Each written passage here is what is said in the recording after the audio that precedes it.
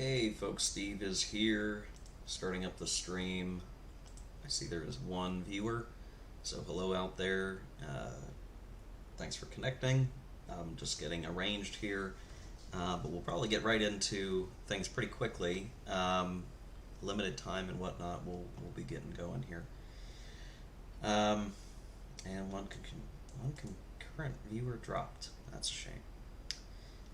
Okay, well, we are going to get started here. I am going to be picking up where I left off last week when we did the sort of short notice stream. We'll be doing around an hour or 2 hours of streaming, and we'll kind of go from there. I know that there is a delay from what I say to when you guys hear it, or at least I think there's like maybe a 30-second delay. So if folks end up putting comments in the chat, it will probably be a minute or two before I respond to you on the audio.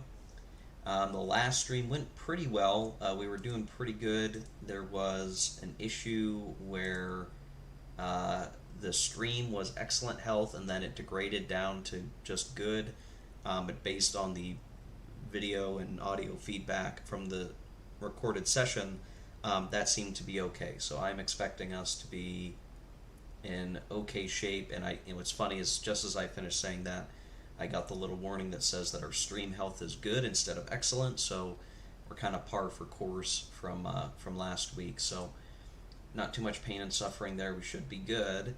So the last stream, in case you missed it, was covering some very basic evaluation of a pre-configured setup for a beginner scenario that comes with World in Flames Collector's Edition. The scenario was Victory in the West, and we were using what is identified in the official Vassal module as Victory in the West Harry's setup. So this was something that Harry Rowland, the designer of the game, had constructed. And what we're going to do in today's stream is walk a little bit more slowly through an actual setup of the scenario of our own. We'll also be playing with a greater number of optional rules, which will change, how we set up and why we would choose to set up the things that we set up. And so this will work as, I think, maybe a useful demonstration of like, okay, you're going to set up World in Flames. What does this actually look like? What do we actually need to do? And that should be of value to some folks. And we'll eventually get to playing, right? The scenario that we're talking about is a 5-turn scenario, which is basically, your equivalent of Case Yellow. From history, Germany is going to invade the Low Countries and France and see the end result of that. And so I try to do a little bit of fixing a few things up so that we can talk to some important bits more easily. And so I'm going to share out a couple of things before we jump right into the Vassal module that will be important for getting yourself ready to play World in Flames. Like if you're looking to understand, like, what do I need to know or have ready? First thing I'm going to show, this is a spreadsheet that a friend of mine had created. I can't share it without his permission, or at least that's how I feel, but I can at least show it to you that this is set up in Excel. It is a sort of build spreadsheet for the major powers and includes areas of likely resources and factories gained from conquering minor countries. So for Germany, this is what we're going to use, and I've set this up to reflect the German build structure for the given scenario that we're playing Victory in the West. So the rules, the scenario information, which we'll take a look at here shortly, has the Germans with 18 resources total, 5 oil, 18 factories, a production multiple of 0.75, and then what the spreadsheet does is it sort of calculates you down to your final build points depending on if you're choosing to store oil, and that just depends on if you're actually playing with the oil rules, which I will be. So this will be an important distinction from the Harry setup that we looked at last week. So the Germans are getting 18 resources. They're getting regular resources, I should say. 5 oil with 18 factories. Well, 18 resources to 18 factories is basically, the perfect recipe you need for maximum production. So 18, and we're storing the oil as Germany, because Germany is going to use that oil to power its air force, its mechanized units, all that good stuff. So you can see our production points will be 18. There's no strategic bombing, so we're not going to enter as a negative. That's fine. And the 18 times 0.75 gives us 14 build points. And then if there were any other oddball things that we would need to add, lending, trading, saved build points from previous turns, cadres, which is sort of build points you get back for destroyed units, we would add those in as well, and that would give us our final build points. We did the same. I have the same thing set up for France. So France is just set up. They have 6 local resources in France. They have 14 factories. They're getting 1 oil from overseas. They're getting 2 other resources from overseas. I just left the entries here as Algeria and Senegal just for the ease. Technically, the scenario doesn't stipulate where they're coming from, but that seems to be the most likely scenario here. And all that really matters is that the French continue to retain a port to get these things. So we have 8 resources. We're actually at a deficit for factories. And it kind of puts us in a weird spot where the French have to decide, are they going to use their 1 oil for production, or are they going to store it? If they use it for production, then they're going to get 9 total resources to 14 factories, but some factories aren't getting the resources they need, so we end up with 9 production. Their production multiple is 0.75 as well, so we get ultimately 7 build points regularly each turn. This is before anything changes, so like once Germany starts taking stuff, all of this will start to change. We'll need to come in and update those things. Now, the UK, or the Commonwealth, I should say, also has a bunch of stuff. This is left over from a previous version of this file where we were using an actual game, and I needed a lot of help with the Commonwealth because it's all scattered all over the place. For this scenario, I'm not even going to use the spreadsheet because the scenario stipulates that the Commonwealth will get 6 build points from, they just get 6 build points basically every turn. So a relatively straightforward thing for us to deal with. We don't have to deal with what I guess would ordinarily be a very complicated production situation. You really do. I guess you don't need a spreadsheet, but honestly, I think our group has found that a spreadsheet really helps, especially for Commonwealth, where you just have stuff all over the map.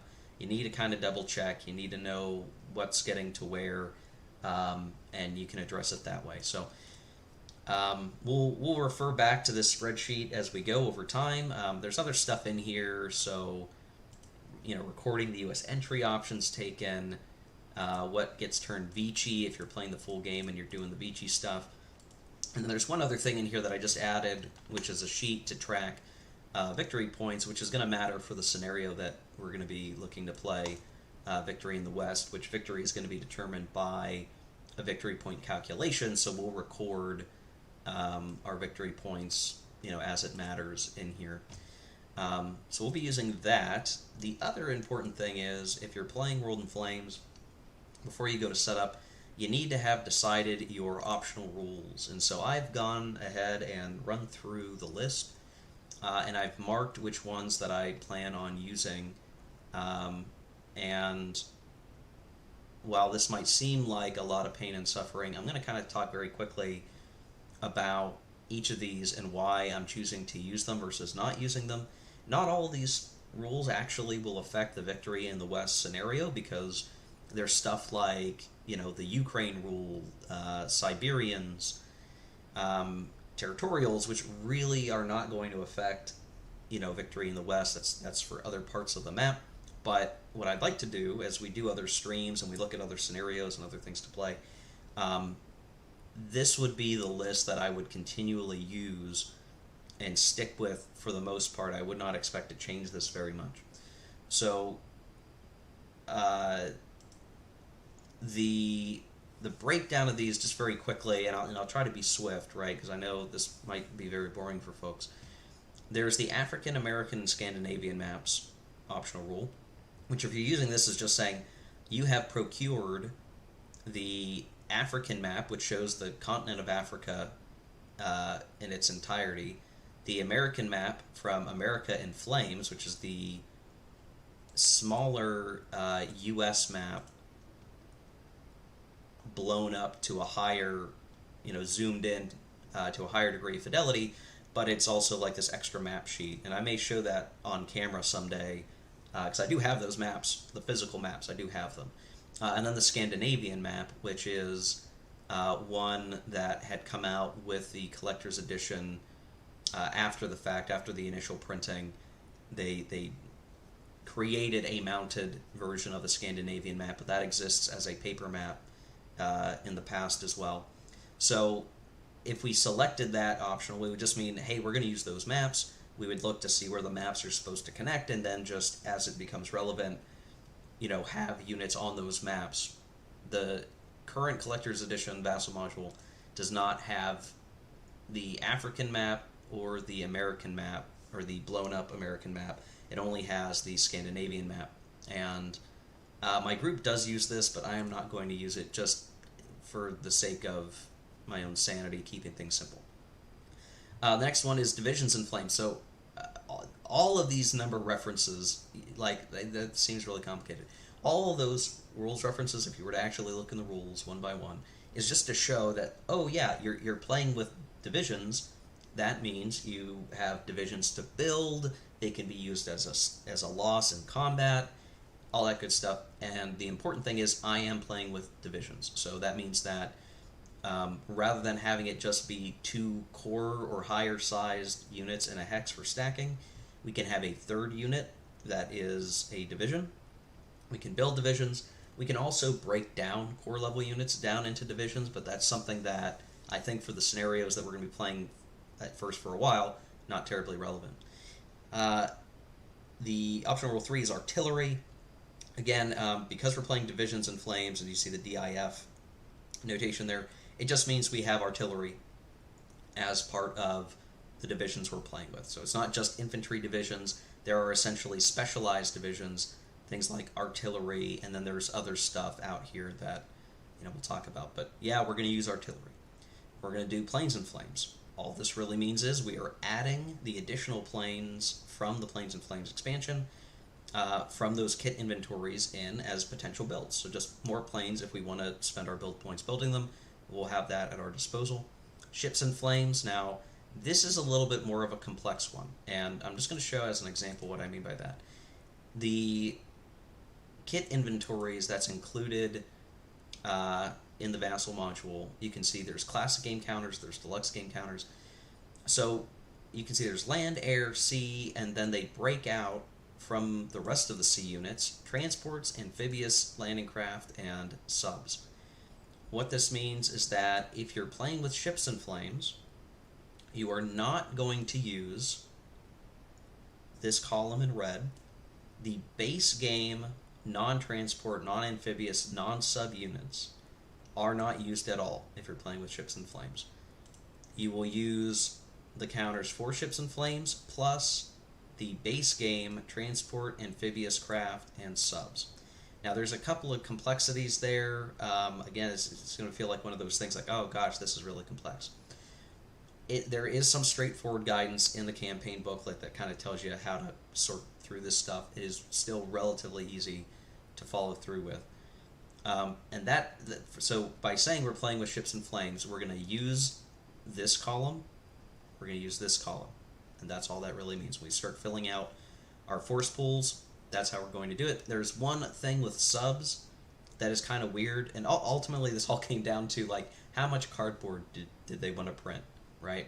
So we're still going to use the transports because it didn't make sense to make a bunch of additional transports to what Ships and Flames does. And for subs, they did the same thing, but they make subs cheaper. So the base game subs that come with the game, if you're playing with Ships and Flames, the subs are supposed to be a build point cheaper to build. And that's again one of those weird little nuances, but you know that's the significant difference. So we're saying, yes, we're playing with ships in flames. That's what all that's going to mean. Then there's cruisers in flames, which means, do you want ships down to the light cruiser level as distinct ships in the game? I am playing that, so there's sort of like, hey, you're playing with ships in flames, and then there's deeper levels within the expansion ships in flames. Our group kind of just says, hey, if we're playing with ships in flames, we're going to play with everything. And that includes convoys in flames, which this one's marked blue as the designers often play. What this means is that in addition to there being convoys, there are also oil tankers, which means we split. When we get our convoy points, we split out. Are we going to get just convoy points? Are we also going to get oil tankers? And oil tankers are used to transport oil. So you no longer just say, hey, I've got you have convoys and you just use convoys for everything. It's if you want to move oil, they have to go into oil tankers. And that puts another bit of stress on the Commonwealth player, to where it's not just about keeping all your convoys up to snuff and good volume to transport what you need. You also have to worry about the tankers, and that is something that you're building separate from regular convoys. So it is a little bit more pain for Commonwealth players, but I am now used to it, and I'm going to include it here. Aircraft abilities. There's a lot of notations here. The main thing you need to know is that there are certain symbols on aircraft that just denotes a enhanced capability somehow. So a plane might be really good at hunting subs, or it might be really good at busting up tanks, and they get certain bonuses to die rolls when they're facing that particular kind of enemy. The Pacific and Asian Zocs rule is such that the game by default assumes that units on the Pacific and Asian maps project Zocs into adjacent hexes. If you play with this rule, you need to have 2 core together to project a Zoc. And I'm playing without it because to me that just adds another layer of like stuff I need to remember that's different on the Asian map, and I just don't want to deal with that. Surprise Zocs. So this one I actually had a hard time deciding upon, because Peter, who comments on my videos a good bit, was saying, hey, this is a silly rule, and what it does is it means that minor countries, when they are surprised and have war declared upon them, their units do not have Zocs. Now, the thinking here is, and if you read the scenario notes, Harry actually says, or maybe it's Bruce who's writing it, says, oh, it's recommended for these scenarios. Well, what it does is it means that the Netherlands and the Belgian units are going to get placed more spread out, because they need to defend things, or else the Germans are going to slip right by them and capture them from behind. And that's seen as a more historical thing, but it has the opposite effect on Poland, where you sort of set up Poland differently because of this. Now, I'm going to play with it, meaning those minor countries are not going to have Zocs, just to facilitate play a little bit. This one I'm really kind of ambivalent about, but I'm going to keep it this way. I realize that may seem silly to some folks, but it's small potatoes. Limited overseas supply, and then really this is paired with limited access across straits. All this is saying is, if you want to have supply across a sea area, meaning like you're not tracing supply just back to your home country or along a rail line, you have to go across a body of water like the North Sea or the Mediterranean Sea or something like that, you need to have convoys set up in the sea zones to actually get supply. So what's the net effect of that? Well, it means that certain powers that need a project force across those bodies of water have more to protect. It is easier to put those units out of supply. Without this rule, the base assumption is you can project supply across those sea zones as long as you don't have uncontested enemies in those sea zones.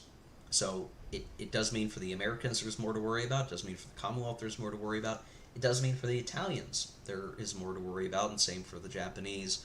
I'm so used to playing with this that I'm just used to it. It's just the way I'm used to playing. That constraint, it makes subs a little more powerful because you could knock supply out to critical offensives. So we're going to leave that on. And the bit about straights just means that you're going to have limited ability to make use of straights if the enemy has control of the C zone that the straight exists in. So it's just sort of a logical thing to me to play with. HQ supply and support, all this means is that the HQ units in the game can provide some emergency supply to out of supply units, but there's some cost to that. They can also lend their support as combat modifiers to combats, so it makes HQs have a little bit more utility, so I think that's fine. Supply units, that just means that there are certain units that you can choose to build that can provide sort of like remote supply in very limited capacities. This is more useful for Italy under certain circumstances, and I'm just used to having it. It's part of Divisions and Flames, just extra units you can build for very specific purposes. I'm not playing with winterized movement. That's a little bit just too much minutia for me to care about. Dynamic naval movement, my group plays with this, but I don't think we ever remember to actually do it, which is if you use less than half of a naval unit's movement in range getting to port, they do not flip, which means they're basically done for the turn without being reorganized. I think this is okay. This is a rule because folks felt that some ships could not get to where they ought to be able to get to in a given turn because of range limits and that sort of thing. So I'm okay playing with it, though I'll have to remember that I am actually playing with it. Unwound93 says, "Hi, I'm late today. Thanks for the stream, Steven." Hey, glad you're here. Glad folks are able to make it. You know, this is another one where it was like, hey, short notice. If folks can make it, great. If they can't, the recording will be there. It's always coming down to if I have the time to do these things. Kind of tricky. Number 17, in the presence of the enemy. So all this does is if you are moving into a C zone with naval movement and your enemy is already there and you are not there, meaning you're coming into a C zone that they already had uncontested control, you suffer some movement penalties so that you do not end up in as high of a C zone box as you normally would. And that just net effect is it puts greater emphasis on getting out and control of a C zone first, and means that it just puts additional importance on having ports near to the area of operations that you want to be fighting in, which to me makes perfect sense, right? You want to have the convenient ports, or else you're going to have a harder time getting out into the C zone, and you're going to have a much harder time being in the good C boxes to have control of that C area. So good rule, glad it's there. We'll be using it. I'm not using rough seas, that's just extra minutia. Task force markers are just part of Ships in Flames and adds a little bit of surprise to the game that you're playing. So let's see if I can find... We use the Commonwealth as a good example. Task forces, so there's ABDA, Force H, Force C, the Home Fleet, Mediterranean Fleet. The physical game has a whole separate like chart thing, and you put units on the boxes to say they, if they're Commonwealth units, they're part of the Med Fleet. If they're American units, they're part of Task Force 16, and then there is a counter that equates to that fleet that is face down, so you don't actually see which fleet it is out there on the map. So if you like some sort of hidden movement, then that's the use of a task force marker, or simply as a mnemonic, if you don't want to play with secrecy, they just decrease the amount of picking up big stacks of fleets and moving them all around the map. So I like using them for either purpose. Surface combat ship transport, this is a division rule where your transport ships like cruisers, even battleships, are assumed to have some level of destroyer escorts, and those destroyers can be used to transport division-sized land units. So if you're playing with Divisions and Flames, this gives you that flexibility so that, rather than saying like, oh, I'm going to invade this island in the Pacific with an entire corps, you can at least ratchet that down and say we're invading with divisions off these ships, and you're not stuck only using Marines or big corps size units off amphibious unit. So basically provides greater flexibility for amphibious operations, and we play with that all the time. Transport defense is something that is meant for post World War II, for either like a late 46 America in Flames scenario or a Patton in Flames scenario, so really not relevant for us. Air Sea Search is one that I've debated on using. We don't use it in my game. It puts some additional constraints on like ships that are being used for shore bombardment end up being put in a lower sea box and stuff like that. So I'm just going to skip past that one. Screening means that things that are important, like convoys or aircraft carriers, cannot easily be selected for losses in naval combat, but it shifts things a little bit to where in the standard combat with whatever ships are not screened, each player goes back and forth selecting the unit that will be subject to a naval loss, where I think the base game is, if you're not playing with screening, you always pick what it's going to hit. So I don't know, it's this weird sort of rule, and I'm just used to playing with it, so we'll be using screening. It just means that our aircraft carriers and convoys will usually be the last things to get hit, unless we choose not to screen them. V weapons and A bombs. So this is a planes and flames thing. So the Germans can use the V weapons. America can use an atomic bomb. That seems like a no-brainer just to play with, but like the A bomb doesn't do what you think it might. Like, knowing that a hex is a pretty big amount of area, dropping an A bomb doesn't just destroy a bunch of units. What it does is it'll be used on infrastructure to destroy factories in level cities, that sort of thing. And V weapons are kind of play a similar role, I guess, from a German perspective. So we're playing with that. Railway movement bonus just gives you an extra movement point if you're moving by land across hexes that are, exclusively using rail hexes. So it's just a way to expedite land movement if you're not doing an actual literal rail movement. Fractional odds is funky. I try to avoid it unless somebody really wants to play it. The 2 die 10 land combat results table is just a different way of adjudicating combat with different dies, so a different curve on the bell curve, and the effect of different modifiers, but we always play with it, so I'm going to play with that. Spotting fleets, this is supporting naval finding, and let's see. Rule 30 is the oil rule. So if you're playing with this, it's just the catch-all. That means you can save oil. The oil will be placed on the map. You have to place them in cities where they can be stored. And then you spend oil in tenths per oil-dependent unit. And the easy thing is, like anything that is motorized needs some oil. So your mechanized units, your motorized units, your armor, planes, and ships are all oil-dependent. And so what's really nice about this, and seems to be like one of those things that if you don't use, you can get funky stuff going on in the game. It means like Germany actually has a reason to get oil. It means that you don't have a super awesome German army just because you build a bunch of armor. You've got to build, if you really want a bunch of armor, you better have the oil to pay for it, and if you don't have the oil, then that's a problem. Games that don't have that constraint, like what's the incentive not to build tons of armor other than maybe the build cost? So we'll play with this, though in several of the scenarios that we would be playing in the short term, oil isn't a major concern most of the time. This sort of relates to the next 131, which is saving build points and disbanding units. So basically, if you disband a unit, you can get some build points back, and then you can save build points. So if it's like, hey, I'm making, we'll say, 10 build points, but I build 3 infantry, and that's 9 build points.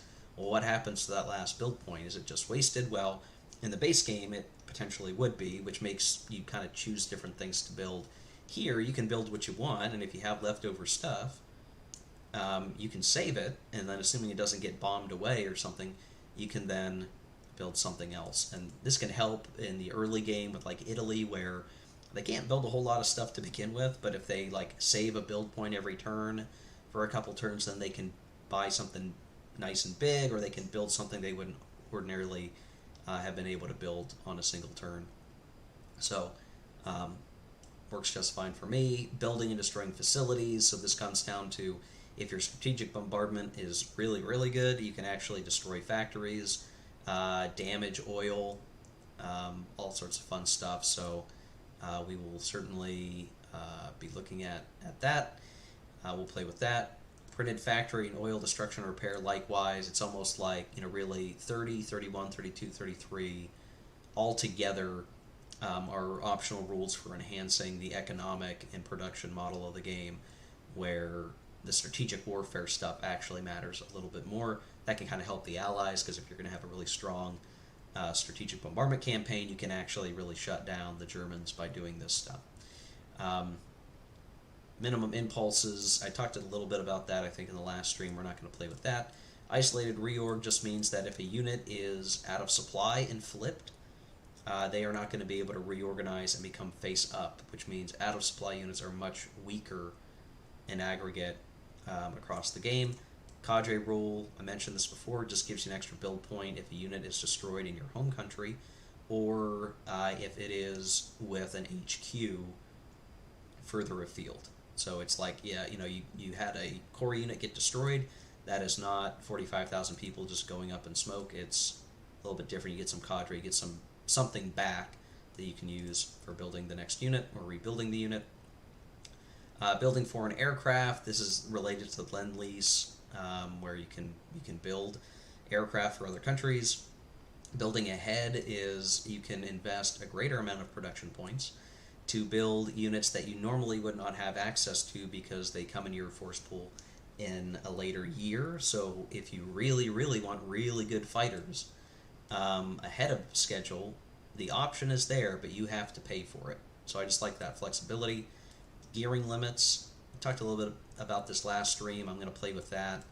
I think it used to be a standard game thing that they made optional, but it's weird.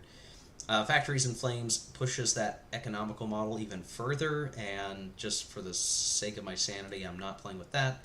Intelligence is a weird thing that allows you to turn production into, like, investing into, ultra, magic, that sort of thing. And the weird thing about it is, like, you get intelligence points, and then you spend them to do rerolls in, like, naval air combat, that sort of thing, or naval searches. I think it's just a little bit much, and I'm not going to play with that.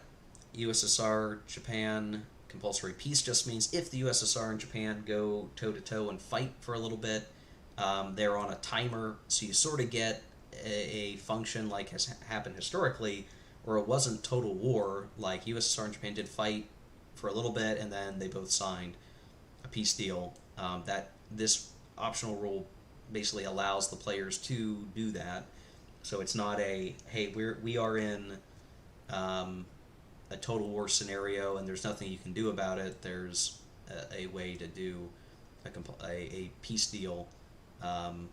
But if Japan, invades the USSR, for instance, and takes, like, all of Vladivostok and everything else, like, it doesn't, the compulsory peace might still benefit Japan heavily. So there's some stuff with that. En route aircraft interception means that rather than just saying, hey, I'm intercepting into the target hex for an air mission to fight, aircraft to aircraft, you could do it, like, as the person counts the hexes to get to the target. That's just more minutia than I could want to deal with. And then the next several optional rules are really all around enhancing the air combat stuff. So bounce combat is a way to address the fact that if you actually look at the aircraft combat charts, there are results that can lead you to, like, basically nothing happens. And if you get that result, which would normally be a good result for clearing a bomber, but you're not actually clearing any bombers because you're intercepting, you can turn that bomber clear result into another chance to take down an enemy plane. And I like that. Now, my group doesn't play with this because it's seen as rolling too many dice. I think it just helps avoid cases where nothing happens and something should happen, in my opinion. So I like balanced combat for that reason. Carrier plane units means, if we're playing with this, it's part of Ships in Flames, that you not only build an aircraft carrier, but that aircraft carrier no longer has an inherent air combat ability.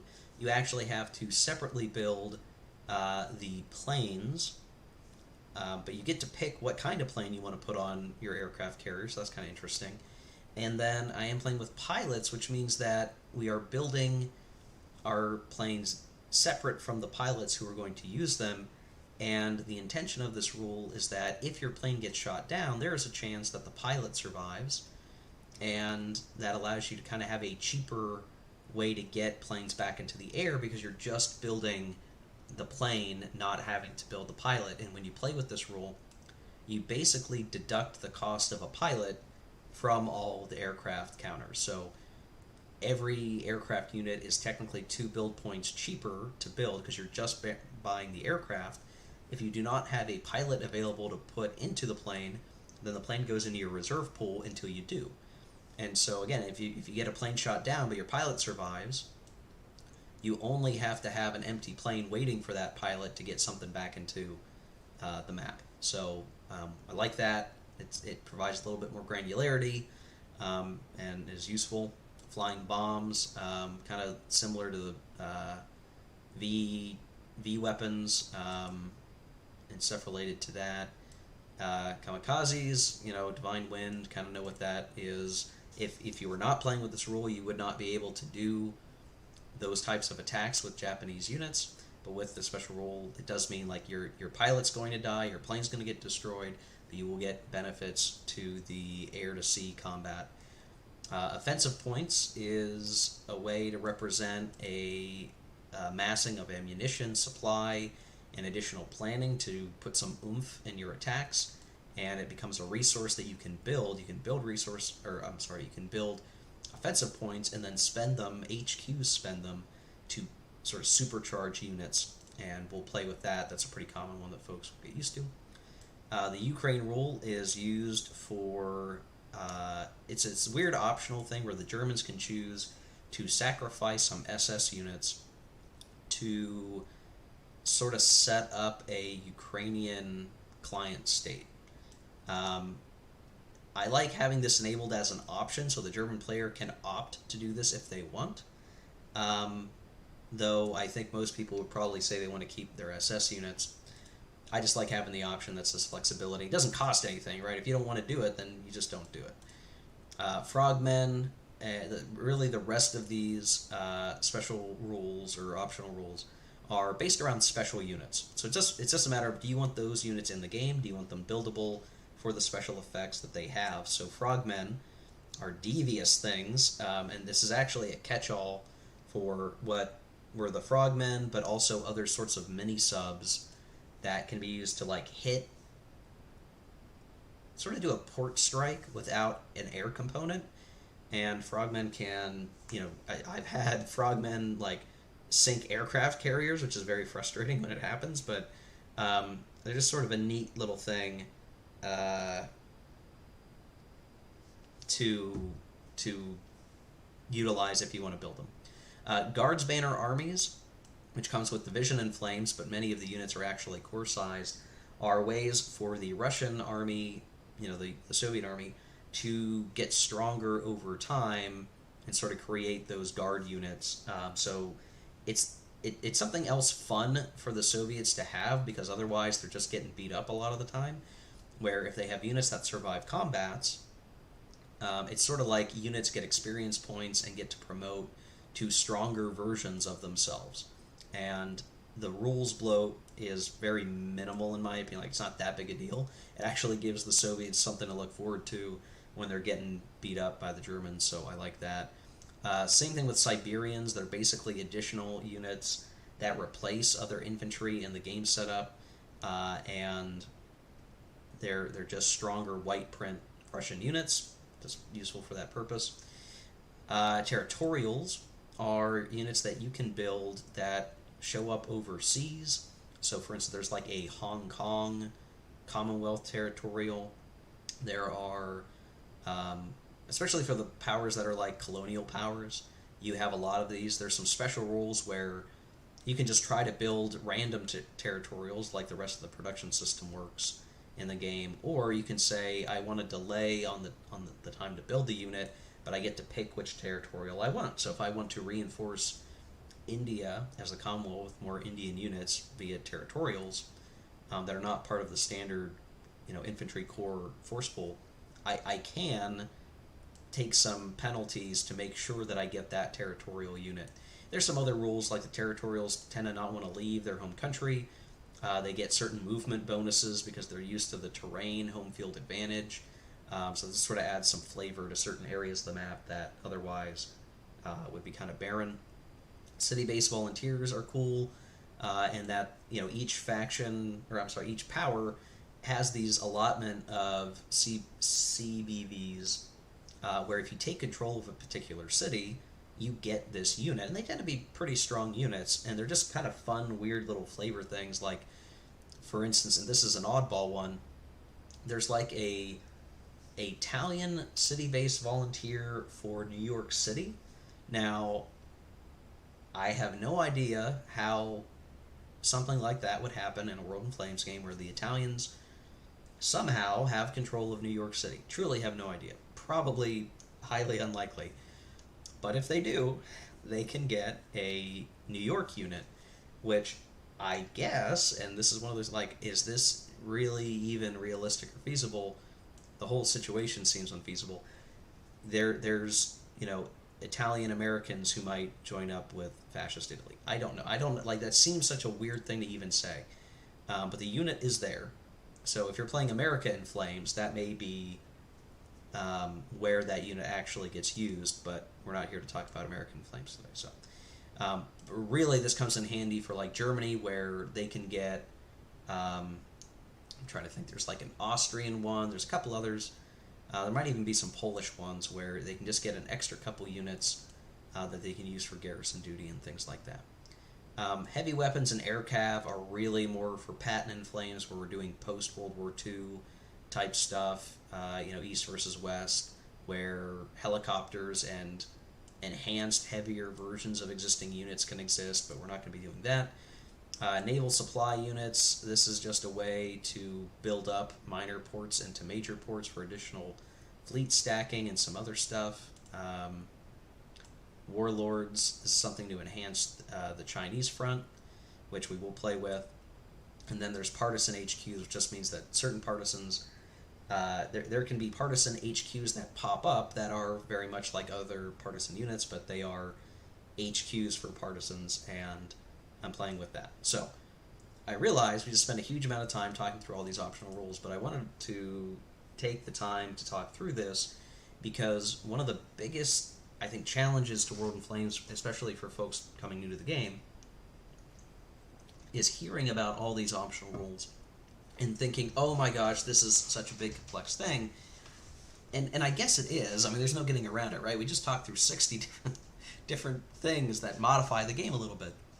But at the end of the day, the thing I would stress to folks is that what you're going to end up doing is you're going to find a group, ideally, hopefully, right? You get a group together, whether it's in person or, virtually, and you're all going to get together and you're going to figure out what options you like and want to play with.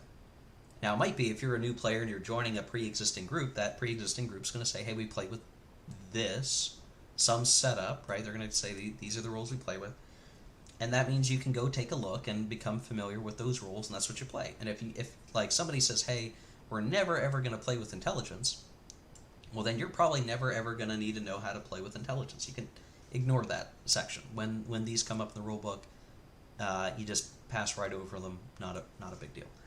But many of these are ultimately up to taste, and what I do think is interesting, and maybe there's a better way to have gone about it, like some of these options are dependent on an expansion, which is in parentheses. Sometimes they're not. And the stuff that is needed to facilitate them are in the base game. It might have been easier to somehow pull them out as a separate list of optional rules. I don't know. Things get kind of weird. once you start doing that. But you can obviously see, like, there's Division in Flames, Ships in Flames, Planes in Flames, and Territorials, or Territories in Flames, rather. And, you know, that's where a lot of these optional rules will come from, is you saying, hey, we've got the expansion, or I bought the expansion, I have it, or I bought the deluxe edition and I have all the expansions, and I want to play with all this stuff. Then that means you're going to play with that optional rule that becomes something you mark off on your sheet. The physical game comes with this sheet. You can photocopy it. Obviously, the Vassal module has a nice thing here under Help, Optional Rules Manifest, and I've selected these, and it's going to retain this, you know, in here as long as I keep using this save file that I've constructed. Okay, clear as mud, all good. I hope so. So now that we've gotten past, we've decided what optional rules we're going to play with. We would want to start looking at the actual information in the campaign booklet. So again, looking at our living campaign and player's notes.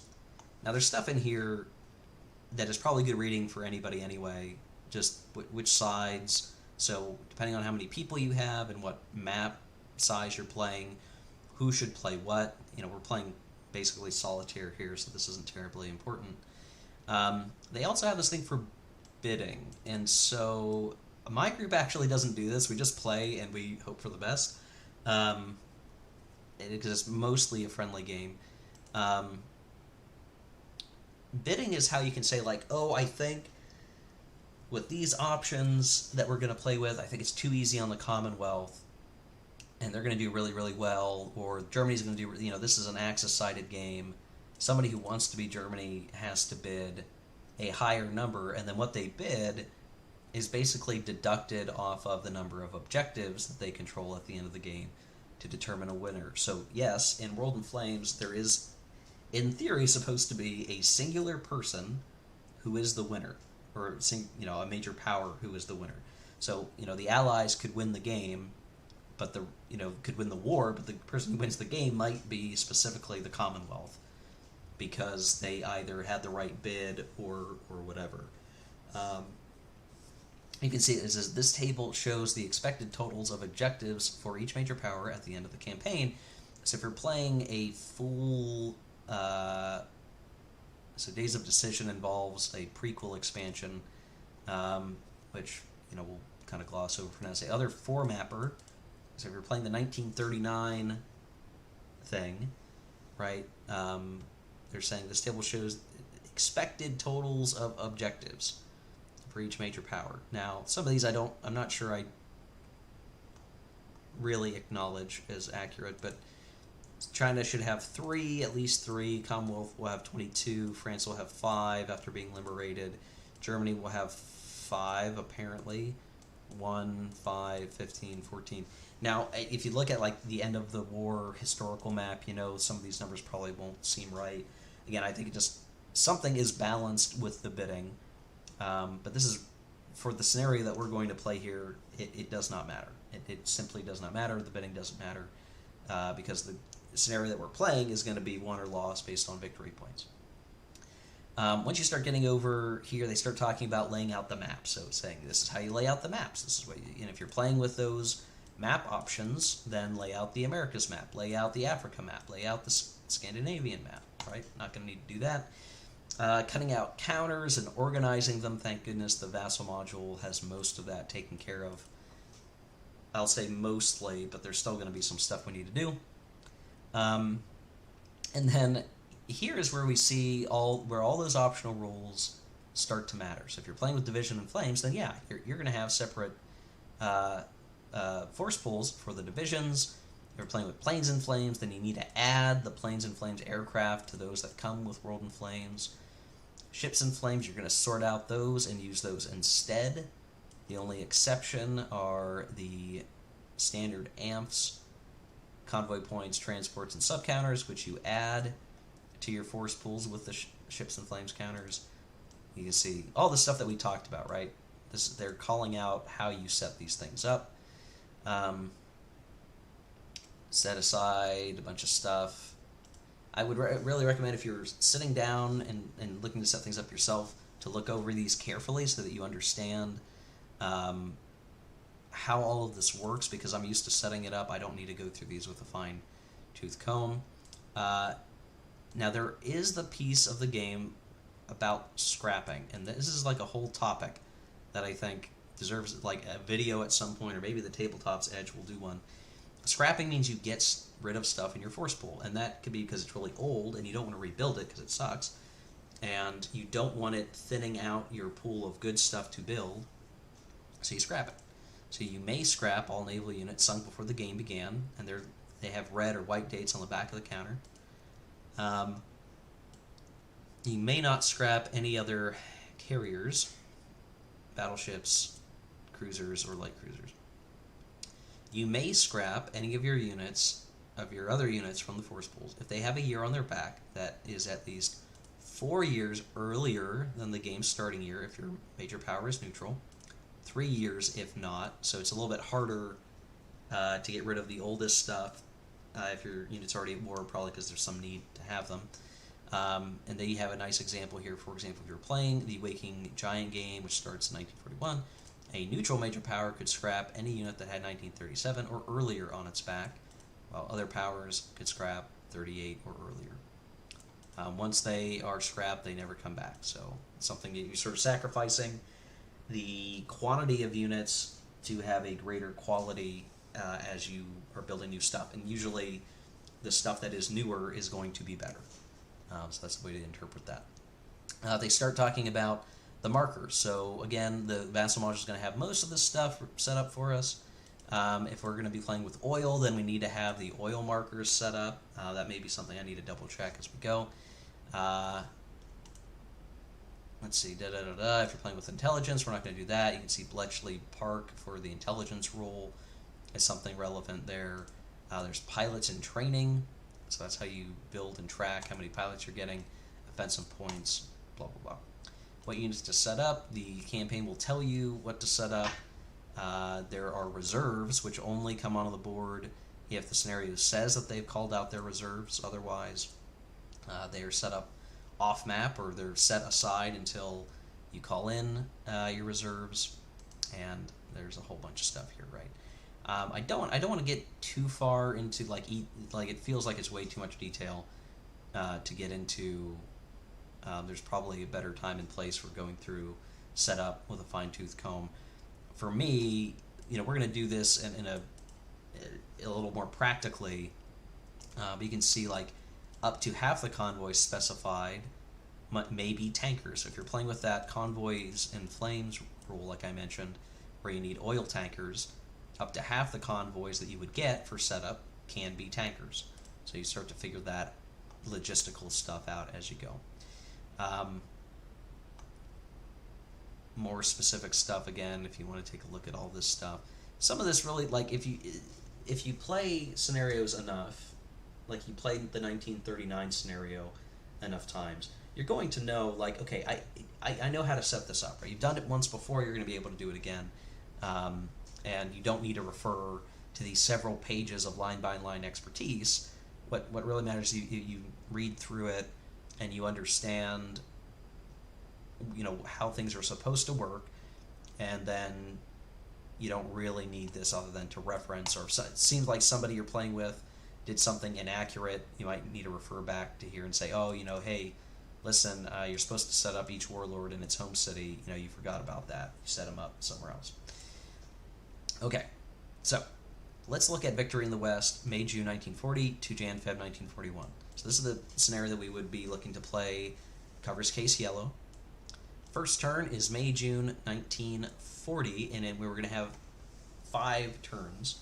So we're basically going to be operating our way through 1940.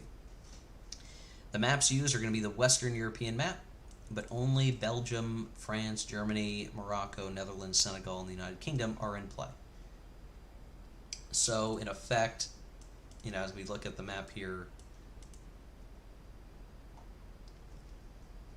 this works fine, right? They set up in the Vassal module for the scenario just the Western European map. That is what we need.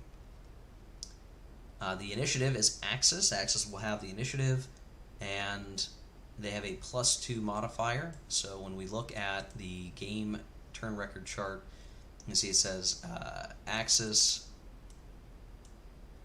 +2, and when we roll initiative, they can ask for a reroll. This is our impulse track, so all this is going to start with the axis going first, so the impulse marker is set up in the starting box. With the axis side up, it is 1940, so you see this is a year counter where you're in 1940, progress all the way through, and you can see you can go out to 1953, but that's assuming you're playing Patton in Flames, which is a East versus West expansion setup thing for World in Flames.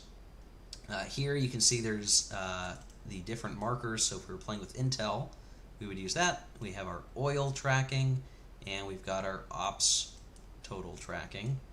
Same thing with Germany and France. These are really the only powers that are involved in this scenario. If we were playing the 1939 scenario, we would have a lot more counters on this window to manipulate, and you can see it's just a numerical track to keep track of all these things. Relatively easy, simple stuff. Okay. Germany is at war with Commonwealth and France. There's not like a war status chart for that. We just know Germany is at war with Commonwealth and France. There are no entry markers because the U.S. is not involved in this scenario at all. All major powers have called out their reserves, so that'll be something we'll need to make sure we address as we do setup. Control is as specified on the map, so the default borders of the countries are in place. The production, which I mentioned earlier in the video, if you didn't catch that, I am using a spreadsheet to keep track of available resources and factories. Now this is a spreadsheet a friend of mine made, so I don't feel comfortable sharing this unless I get his go-ahead. But it's just a basic spreadsheet calculating all the relevant things to make sure we get the right number of build points. So for what it matters here, the Commonwealth is going to receive 6 build points per turn. They don't have regular production, which makes it really easy. We don't have to worry about convoys. We don't need to worry about anything super duper special other than the Commonwealth are going to get 6 build points. Now in a regular full map game, the Commonwealth would have more production, but they're going to be spending that production to do things across the whole globe. Here, at least for the case yellow scenario, for the turns that we're playing, they're going to get 6 build points dedicated to either defending France or doing what they can to just help out in general. The Commonwealth has unlimited oil in the UK. And so what that's going to mean for us in this particular game is that I'm not going to set up the oil marker on the turn track, or the marker track, and I'm not going to worry about putting saved oil, which this is the saved oil counter, which we can also increment. You can see. I have infinite oil, so I don't know. We're just going to throw some oil in the mountains. Technically, that's not where you would store oil, but we just know that the UK, the Commonwealth, has all the oil they need functionally for the game. That's nice, easy peasy stuff for them. Germany is going to receive 4 oil resources, 10 non-oil resources off map via the eastern map edge each turn, so there's not really much for us to worry about other than knowing that they are just going to get that. France is going to receive 1 oil and 2 resources via any French controlled port in the Bay of Biscay or the Western Mediterranean Sea each turn, so all we really need to worry about is if France loses control of all of its ports on either of those sea zones. Otherwise, the French are just going to get these things. Easy. Now we get into the actual setup stuff that I'm going to be cautious of because I cannot guarantee that the Vassal module has done everything correctly. I'm going to guess that it's done most of it correctly. So you're not going to have, the U.S. force pool. You're not going to have the Italian force pool. What we're all just going to need to worry about are Belgian units, French units, German units, Moroccan, Netherlands, Senegalese, and British. We're going to remove all naval units, or, really it means we're not going to use any naval units besides those that are specified to be set up. So normally when a minor country is declared war upon, it will have some level of naval units that are going to get transferred over to the controlling major power, convoy points, some minor ships. We're going to skip over those in this scenario. They're not going to be needed. Finally, we're going to remove all foreign-sourced units and the Commonwealth and German militia units, and the French mountain units, and the German railway gun. Destroyed naval units are permanently eliminated. Damaged ones may be repaired. If Germany declares war on Belgium or the Netherlands, it will align with the Commonwealth. This is ordinarily a choice, but for simplicity, they're just going to say that it must align with the Commonwealth, which is, I think, most of the time what you're going to want to do. But very specifically, the new home country must be the UK, where in a standard game, the Netherlands could decide to pick the Dutch East Indies or Netherlands East Indies as their new home country. Belgium could decide the Belgian Congo is the new home country, but for purposes of the scenario, they're going to choose the UK automatically. The victory conditions. So this gets into the victory points that I mentioned. The game is going to end at the end of Jan-Feb 1941, so we do get into 1941 a little bit, if it lasts that long, or at the end of any turn when Germany controls Paris and declares the game is over.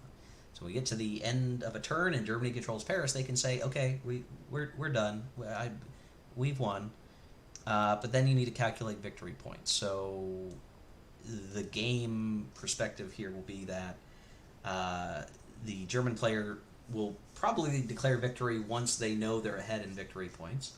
I noticed a few folk comment. Will Carpenter, hello, hi Will, and LBW Strategy Gaming saying, jumping on to see this and say hi LBW. Hope you are having a fine Saturday. The victory points. So this is all going to be cumulative. So if you control Paris, you get 3 victory points, and if you destroy an enemy HQ for each HQ destroyed, you will get 3 victory points. You will get 2 victory points for control of Amsterdam, Brussels. So this would be something that you check at the end of the game. And then each enemy armor and mech destroyed gets you those victory points. So basically, as the HQs are destroyed, as the armor and mech are destroyed, we will want to sort of notch off those victory points. Antwerp, Lyon, Marseille, Metz are worth 1. If there are any enemy armor or mech divisions, not core, but divisions destroyed, they're also worth a victory point. And that sort of maps with the math that divisions are usually treated as 1/2 of a core, except for when it comes to step losses in combat. Each British unit destroyed is worth 1 victory point no matter what. So you can kind of see there's that incentive, like if things are looking bad, the Allied player is going to do dynamo and try to get the British out of there, because even if it's a lowly infantry, it's worth as much as an armor or mech unit, division for victory point purposes. Also, the turn game that the game ends will provide the Allies some victory points, sort of rated up for, the longer the German player waits to declare victory, the more victory points the Allies will have, which essentially puts an additional bit of pressure to hold on to Paris as much or as long as possible. So if the Germans can't get it knocked out in July, August, then the Allies are going to start making up some victory points over time. And I will say, based on my experience with World in Flames, France almost never falls in July, August. They always fall later than that. And that just comes down to people controlling France decently well.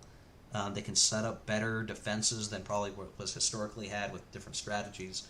And in fact, in one game we were playing, we actually had to, the group had to vote that Paris was lost to the Germans by fiat, rather than die rolls, because it was about to become winter and the whole game was going to be thrown off. And we just decided the Germans got to have Paris. Now, in some ways you could almost say France, Paris is a free city now, so France is going to fall. A little bit of a backwards way of handling that, but it's going to be some oddball stuff. So if you're playing for the first time and France is not falling in June 1940 or July 1940, that is not uncommon. That can and will happen. And Will says, visit Paris 1940. Yep, yes. The Germans' goal is to visit Paris in 1940 as soon as possible. You'll add up both sides' total, divide the axis by the Allied total, and compare the resultant fraction to the following table. So, if the Germans only have, a little over twice as many victory points as the Allies, then that's considered a draw. Ultimately, they want to have much, much higher than that, and if the Allies can get them down to 1.5, between 1.5 and 2 even, that can be considered an Allied victory. So, let's see, do the British have the foreign troop commitment rules to be in France in this scenario? Well, yes, they are required. So because it's a base game rule, and there's not a special rule overriding it, the British will need to accommodate the foreign troop commitment rule.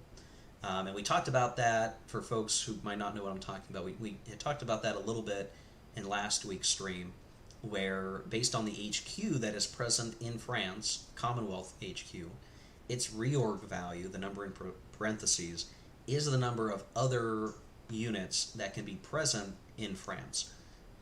If you have more than that, they have to be reduced down to that number, or you need to add more HQs, which, you don't just have extra HQs lying around very, very often. So it does put a restriction on how big the British Expeditionary Force can be in World in Flames. Once France falls and Vichy is declared, if you're playing a campaign game, then Free France can cooperate with the British, but they don't control France anymore, so it sort of becomes a whole different thing. So it's an important restriction that the Allies are going to have to keep in mind as they play, and it is why I think when we looked at Harry's setup last week, he had the British HQ several hexes behind the front line, because you don't want to risk losing that HQ, because if you do, it might mean other Commonwealth units have to go poof, and no one wants to deal with that. So, but good question, Will, and if you have other questions along the way, we'll look to tackle that. So they are noting that the historical objectives are 15 to 2. I don't know if they mean victory points or not here. I suspect maybe that is what they mean, so just objectives. Other scenarios will say we'll use objectives, and it might be like Germany controls 15 objective hexes, which I think if we look in here, I'm not sure there's even 15 objective hexes visible on the map right now.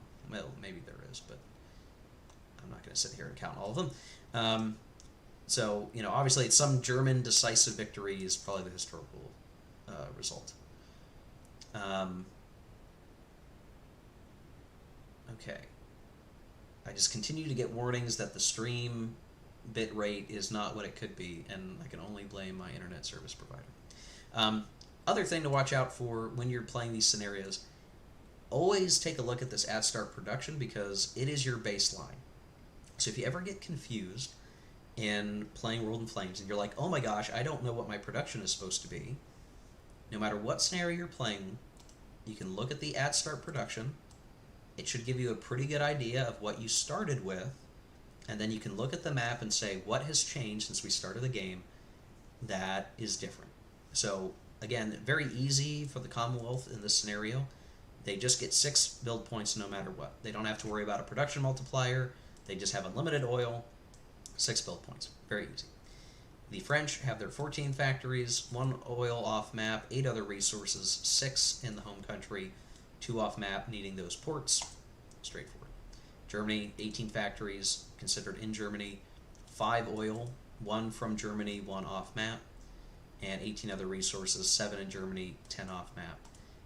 So very simplified kind of thing for us in terms of the oil rules being 18 resources to 18 factories, 5 oil to use to power our Panzers and our Stukas and all that good stuff.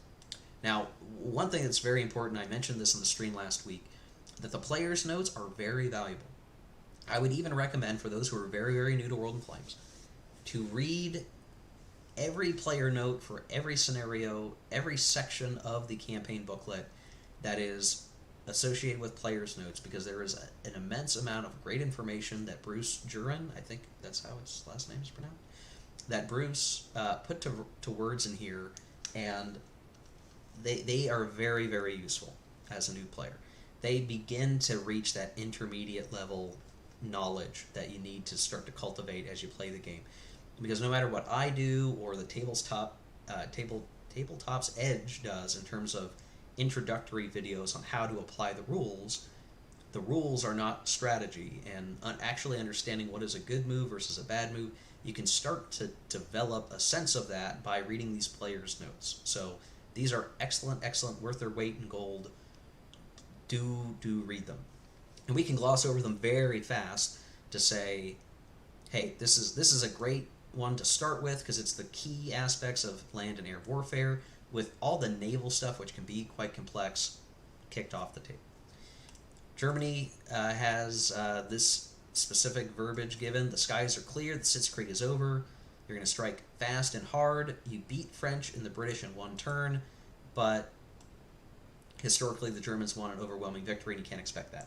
This is a hint to the idea that France probably should have stuck around longer than they did historically. There are a lot of factors that play into that, and sometimes at a strategic level scale of a war game, it means like the Germans were rolling hot dice, right? Just the wrong things happened for the Allies. Their doctrine wasn't so great, but ultimately the Germans performed well, even though this is a whole historical topic I'm not going to get into for that, but that's sort of that acceptance that, yeah, the game could end much later than history. You should form mixed stacks of panzers and motorized units facing both Belgium and the Netherlands. Okay, first bit of real advice. Mixed stacks of panzers and motorized units. That is likely so that they have similar movement points to spend when moving, so they can stick together.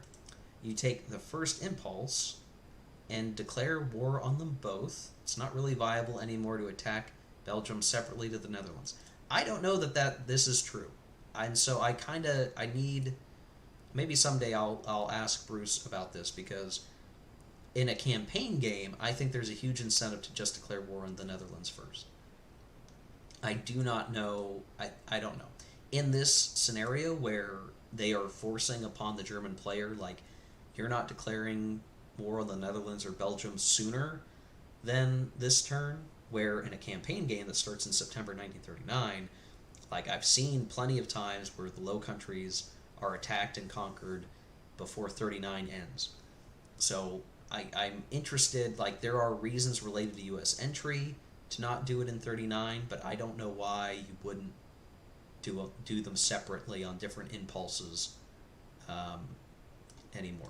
So that's something I will admit I'm not 100% sure I know the thinking on that. But probably for our game, sure, we'll just declare war on both, and that'll be fine. If playing with the surprise minor country Zocs, where they don't get Zocs when surprised, and or with offensive points, which are highly recommended, you force the Belgians and Dutch to set up in their cities spread out, allowing you to defeat them in detail as you did historically. If playing with divisions, which we are, you can easily have 19 factors in one stack. So that's probably going to be like, you could have 2 panzers, maybe each strength of like 9 or 8 or something, get 16, and then a division adds another 3 if it's a really good division, and boom, you've got 19 factors, which is actually still quite a lot in one stack, which is then doubled for offensive points, allowing you to overrun 5-factor defenders. So this gets into the, applying the rules where you can do overruns without combat, but you need 7-to-1 advantage. So if you get really high concentrated combat factors, rather than spreading them out, you put your best units together and you supercharge them with offensive points, you can eliminate units without even risking those units being destroyed in combat. So that's sort of a critical thing that, in terms of German tactical play, becomes really important. Like, if you can overrun Russians on the East Front, super valuable, right? Because you're not putting your own units at risk. From the start, use your huge air force to ground strike vulnerable stacks of enemy units, particularly their key assets like HQs, armor, and air units. And this goes back to, if we look last week at Harry's setup, and I will bring up a snapshot of that because I figured we might need to talk about this stuff. He had his HQ set up in forests for the most part. I think there's a couple of exceptions to that, like this HQ here. And come to think of it, I don't think there's an HQ here at all. But point is, he had his HQs and intercepting fighters in these forest hecks where ground striking has a penalty because of the forest cover. So yes, it's good advice to say, hey, ground strike those key assets, but a smart French player has probably put them in some safer locations just to mitigate some of that risk. This is important in your surprise impulse against Belgium and Netherlands to pin their aircraft, which you can then overrun at your leisure. Their aircraft are pinned when surprised anyway, so I don't know, this line might not be 100% foolproof. And once you have driven deep into Belgium, keep striking hard into the Allies. Choose one to concentrate on, usually France, but sometimes the UK, if they leave themselves exposed. They can't cooperate, so if you concentrate your air force against one opponent, they will quickly run out of aircraft. So this becomes important. It's a good line about air superiority. So the Germans are going to have a ton of air, absolutely. If you were to compare that against the aggregate Allied air, then it's not so good. But if you're sending all of your air at just the French or just the Commonwealth, you will have air superiority ultimately, or over time you very likely will. So rather than spread out all of your attack in your air to where the Allies can mitigate you, the advice here is to concentrate, and that concentration will gain you better benefits. So again, it's concentration and economy of force as the Germans, whether we're talking land units or air units. Remember, you have some good naval air assets. Feel free to employ them in the North Sea, particularly when vulnerable British transports are plying the waves, ferrying reinforcements to France, or bringing guys home. And this, referring back again to Harry's setup, there's this naval air unit that he had set up on the coast to be able to fly into the North Sea. And while it's not a super powerful naval air unit, it even a little bit of naval air goes a very, very long way in this game. Drive for Paris like an arrow. Nothing else matters quite so much. As soon as you occupy the capital, you decide when to dictate peace, and based on the victory conditions, that is far better sooner rather than later. So, could be, and let's think about like campaign strategy for a second. Maybe you've captured France in September, October 1940. So, the Allies are going to get 3 victory points, but you've beaten them up quite badly. You could decide to end the game, and maybe you're winning.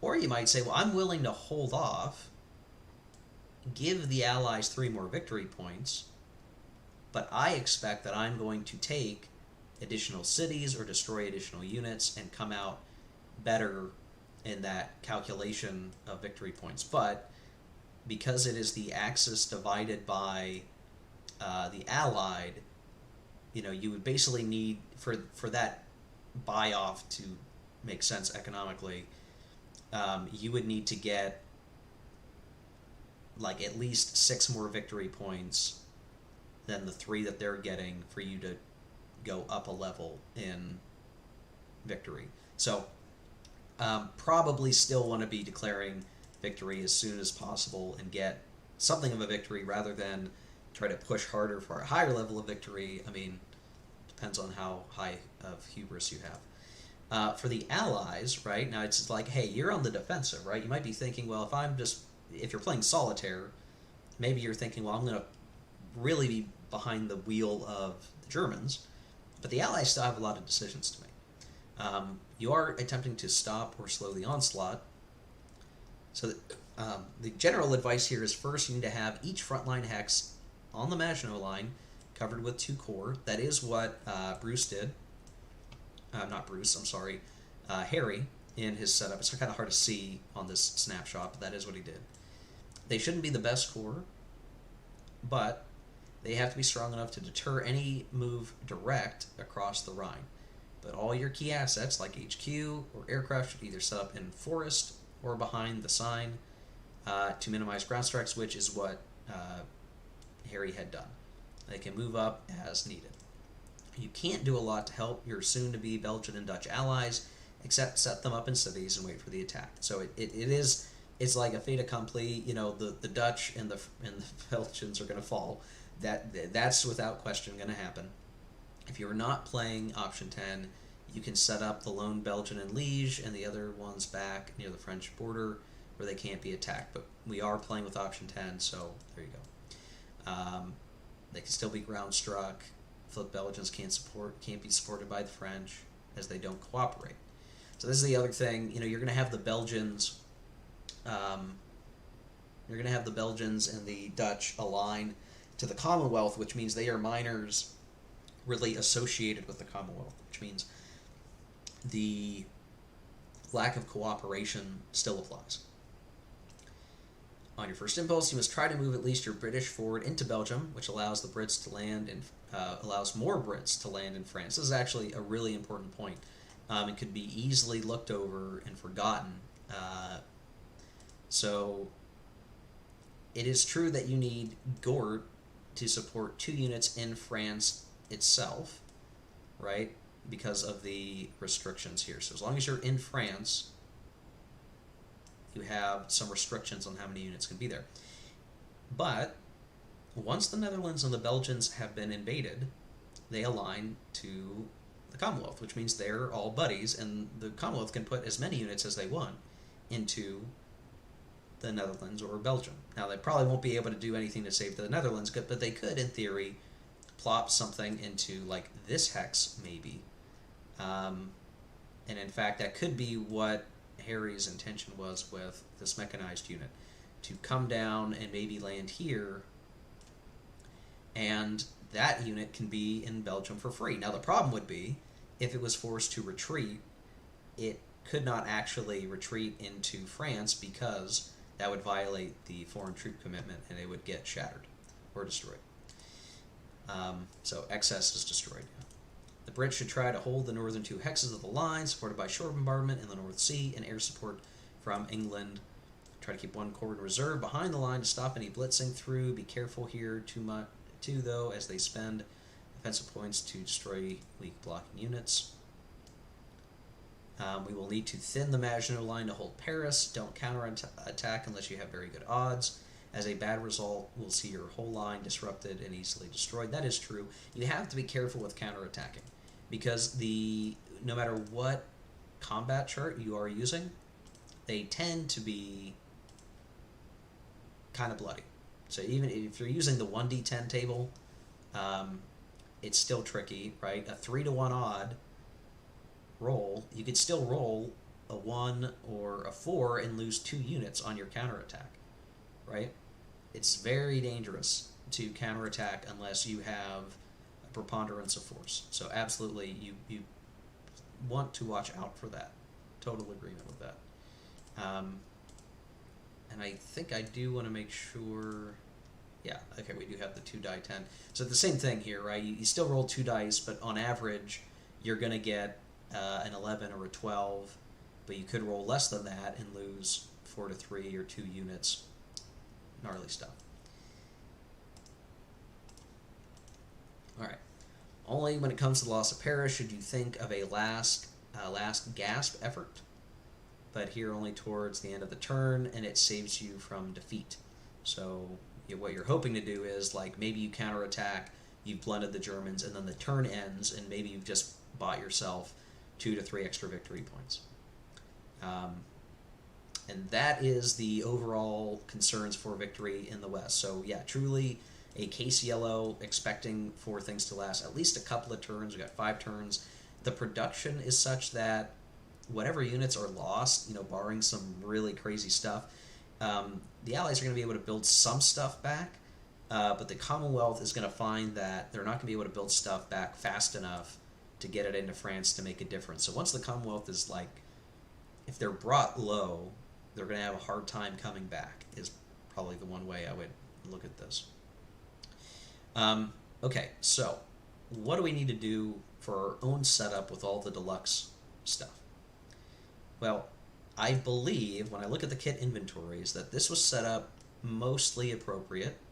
Now, they removed a bunch of stuff from the kit inventories because they did some work to support us trying to set up this scenario. that there's a bunch of stuff that was scrapped, removed from the game, right? This is stuff for foreign sourced aircraft. So that's all of these, whether it's South African, Indian, Australian, as well as U.S. provided stuff. That's what that green bar is for. The militia are out. The Canadians and Indian and Australian, New Zealand units are not in, and all these other planes as well. So they're out. They also don't have anything in from 1943. The idea being here that, like, at most, you could maybe build 1942 stuff if you're building ahead and you've spent the money to do so. But I find that highly unlikely. So this is the stuff that can go into our force pools. So if I'm going to do the setup, and I'm going to refer back to the actual setup charts here, Commonwealth has to go first, and we can see what we're going to set up. So there's certain things that are going to get set up in the UK. There's certain things that are going to get set up in France. There's going to be some stuff that sets up in repair pool, and also let's see, some stuff that's going to show up in July, August by default. And we see there are a certain number of naval units that are going to get brought in. Now I'm gonna call something out. Okay, interesting. So I was questioning whether or not this was set up correctly, but you can see there's no convoy points set up for the Commonwealth in this scenario. So with limited overseas supply, you might say, okay, well then we can't supply our forces in France. No, we can, but we've got to use our transport to do it. And that's going to be tricky. That's going to be a little dangerous. We might have to worry about those guys more than we thought. We have to keep transports in the North Sea throughout the entirety that the Commonwealth is present on the continent for them to be in supply, because we are not given any convoy points as sort of a backup for that. Something to worry about. So we want to start setting this up. We need to start loading up our force pools. So this is the kit inventory. These are your force pools.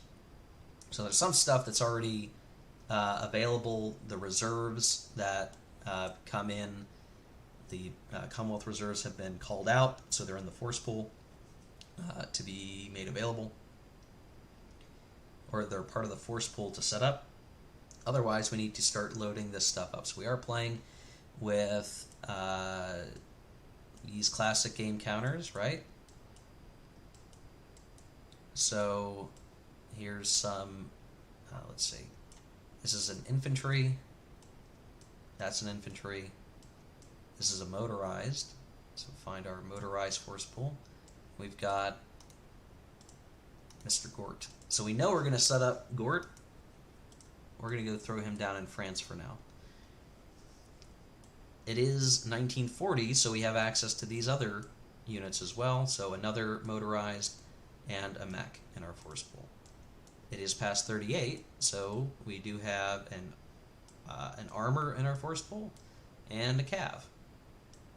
Or I'm sorry, that's a cav 3. It is after 1939, so we do have a motorized unit here. We do have a mechanized unit here. And we have a armor HQ that is unbuilt, or that we do not have available to us at the moment. Now, as I'm doing this, right, here's where we can start to influence the game a little bit. So the base game, by default, is going to have us set up one infantry. So it's going to be one of these three. I can look at them, right? I can say this one, ooh, white print, 7, excellent. A 6, that's not bad. We've got this one from 1932, which is a 5. Now, that's not a bad unit, right? Don't get me, that is not a bad unit at all.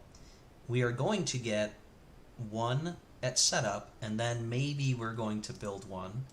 They take 2 turns to build, so we're only likely going to have a couple of opportunities to use this unit, right? Or really build extra infantry, and even then, again, it's kind of a weird circumstance, right? We might be able to build one or two. Kind of tough to say. So here, the first decision point we would have as part of our setup, as we're working through all this as the Commonwealth, is do we scrap anything? We can scrap this 1932 infantry.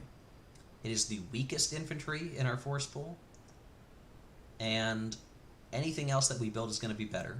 When we actually go to set up our one infantry in the UK, we'd much rather it be one of these other two. And if we build another one, then great. The cost of doing this means that our maximum number of regular infantry that we're going to have on the map in this scenario, and I guess there could be other stuff in this force pool coming, but I guess I should just do that very quickly. Let's just make sure. Okay, so we actually have another one even. Oh, yeah, that's a foreign sourced. He should probably be in the scrap pile, so I am going to send him to the scrap pile. Okay. Probably a mistake that he was included in there. So these guys, all right, so I'm going to say, yes, I'm going to scrap this unit here. We are at war, which means we can scrap units that are at least 3 years old, and 32 is definitely in that bucket. So I'm going to scrap this unit. Send to scrapped. We got a paratrooper unit. And let's see, where's the para? Boom. We have another infantry HQ, and we do have another armor. Now, same thing, right? We could start looking at some of these other force pools and saying, like, is there anything we want to, like, do we want to, well, I guess we can't scrap that cab, but I'm basically looking at 37 and older. Here's another garrison, another armor HQ, some Marines we're probably never going to build. I'm doing this as an illustration so you guys can see how you set up the force pools based on the scenario that you're playing in the Vassal module. Okay, in 42, technically we should put back because it's not. It won't be 42. Really, I should have put this back. Dang it, I shouldn't have put the 41s in here. I made a mistake. I made a mistake. There we go. Okay. So that is the land force pool bits, right? We are going to be dealing with some air. So we have an air transport, which, let's see, ATR 3, go there. And just draw multiple. Just grab 20. There's not that many, but so here's a nav that we could scrap. That's actually an okay nav. I mean, all things considered. Not that the Germans have anything, so actually, you know, we could scrap. We could probably safely scrap this, but I'll just load up the force pool. This is LND 3. Got some fighters. Now, this is a fighter that we could scrap. A Hurricane 1, 4 air-to-air from 1937. I'm not sure I'm prepared to scrap that yet. Some of these planes, like this land bomber, is not particularly good. I might want to scrap him.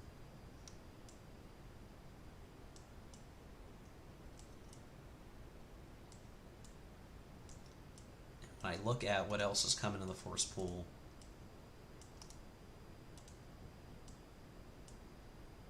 oof, yeah, see, this is tricky, right? You're like, I would much rather pull the Spitfire, but I'm gonna end up pulling several fighters, so maybe it's better I keep some of these guys in the force pool for the moment. We can decide that later, I guess, once we're done organizing these counters. So LND 3, LND 3, another fighter. I think what's significant here as we're looking at these is, like, it is 1940, right? So we have that capability of deciding that some of these older 1937 stuff just aren't worth the pain. of having in the force pool because they suck, and if we're not going to build that many, or we don't think we're going to end up using that many, then we want the ones that we are going to pull to be quite good or as good as they can be. So we've got some transports and some more transports. Our 3 transports, easy peasy. Again, we're not going to pull this set of naval units because we are using ships and flames. So now we're going to look at the deluxe stuff. So if we were just playing the classic game, we would use those units and we would ignore this column of counters. Otherwise, we've got, let's see, this is a anti-aircraft, I think. Yes. Anti-aircraft divisions. Let me get down.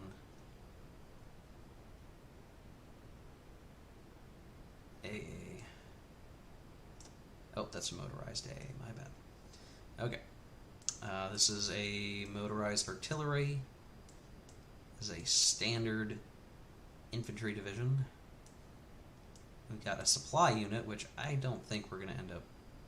I can't imagine we're going to end up building this, so it's there, though. Got a cavalry division. Oops.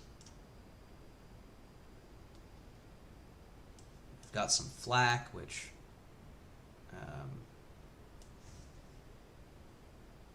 let's see, where would you... specialized? Maybe it's under specialized. Motorized div.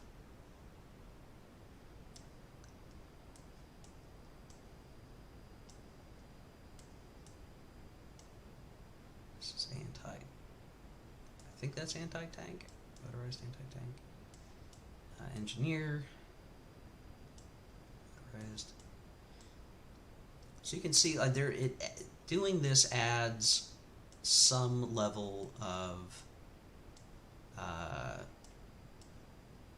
extra fiddliness, right? Because we have additional counters that we need to worry about adding to the force pool and sorting through. And that can be where folks start to get either a little annoyed or like, is this really worth the time and effort? This is a naval fort. Let's see where they want us to put that. Oh, see, flak. Okay. This is where the flak go. I guess that's division.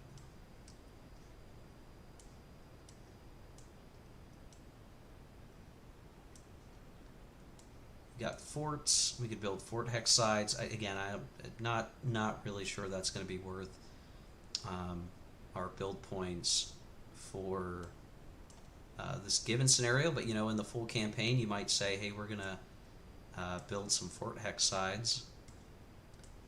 Commonwealth actually seems to have quite a number of them that they can use. Synthesize some oil. This is actually something good for the Japanese to do. In fact, I think it's standard practice in our group that the Japanese build their synthesized oil on the very first turn of the game for 8 build points. So that's 8 build points, but you get a free oil for the life of the game. And if you do it on the very first turn, then you're going to get the most benefit of that over time. I guess these are really considered forts, or part of the forts system. And so now we've got more planes. So here's another nav. Now, is this worth keeping in the force pool? If we compare the two, same build cost. This one is older, or I'm sorry, it is older. It is older and has a lower air to sea value, but its range is much, much, much, much higher. So whether you say you want to get rid of one versus the other, I don't think we need to make that decision quite yet. So the Planes and Flames is just going to add a lot more planes. This adds variety and a greater number of possible things to build. And my understanding is, with how other groups operate, that everyone tends to build lots and lots of planes. And it makes sense because they're such powerful tools. No matter what scenario you're playing or whatever, like that, they're force multipliers. They help a lot. And you'll notice that the counters that are parts of Planes and Flames have a little PL on them, so that you know where did this, is this a base game or is this a expansion one. And you can see, I mean, there's just a whole lot more planes to worry about as we're running through here. We're almost done with these. Oh man, 1940 is Plane Palooza out here.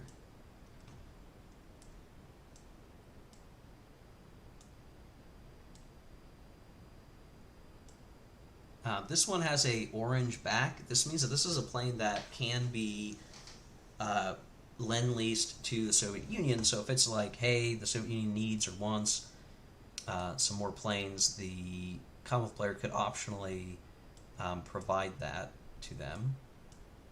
These LND-4s tend to be more your strategic bomber type planes.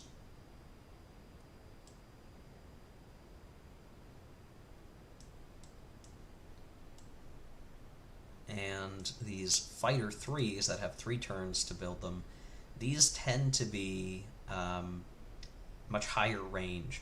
So they're really good for the Commonwealth anyway to be naval escorts to either naval bombers that you're putting out to sea or convoy escorts, that sort of thing. Now, and now we can start actually looking at the ships. So there's a greater number of transports to pick from. And then for the actual ships themselves that we're going to be using, these are all the ships that we're going to use. And I guess the distinction to keep in mind, oh, that's another transport. That's another transport. That's another transport. You're going to, for basic surface combat ships, you're going to have usually twice as many from Ships in Flames than a base game. And so we have all these. These are all named as part of the setup. So we have, we're going to need the battleship Queen Elizabeth to go on the production chart, and maybe it's already there. Oh, it's not. Okay. We're going to be missing somebody then. That is unfortunate. I don't see it on here. Okay, so that's going to be one thing I'm going to have to go into the counter sheet for to do correctly. That's a bummer, man. So this is the stuff, like, I'm running into these little issues where we need something and it didn't really get set up right way. It says it should be in the repair pool. I wonder if maybe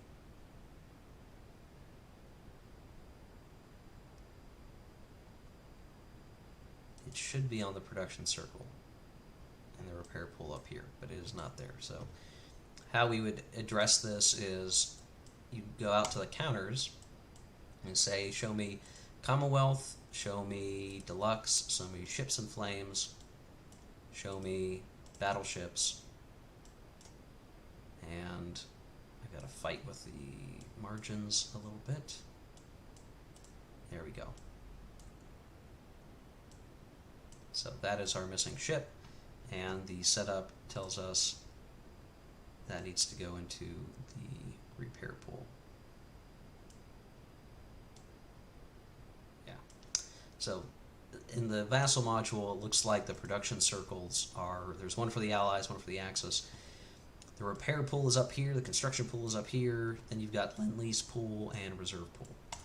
These can be crowded in a real life game, so sometimes you gotta watch out for that, but we can simply throw this ship up in the repair pool, something that we could optionally build back up if we wanted to. We could repair it, get it back into the seas. Otherwise, we have our Note 1 and note 2, which just means if we're playing with ships and flames, for the setup, we're going to put everything on the notes right here into somewhere in the UK. And Harry's example had them in Scapa Flow. I don't know that that's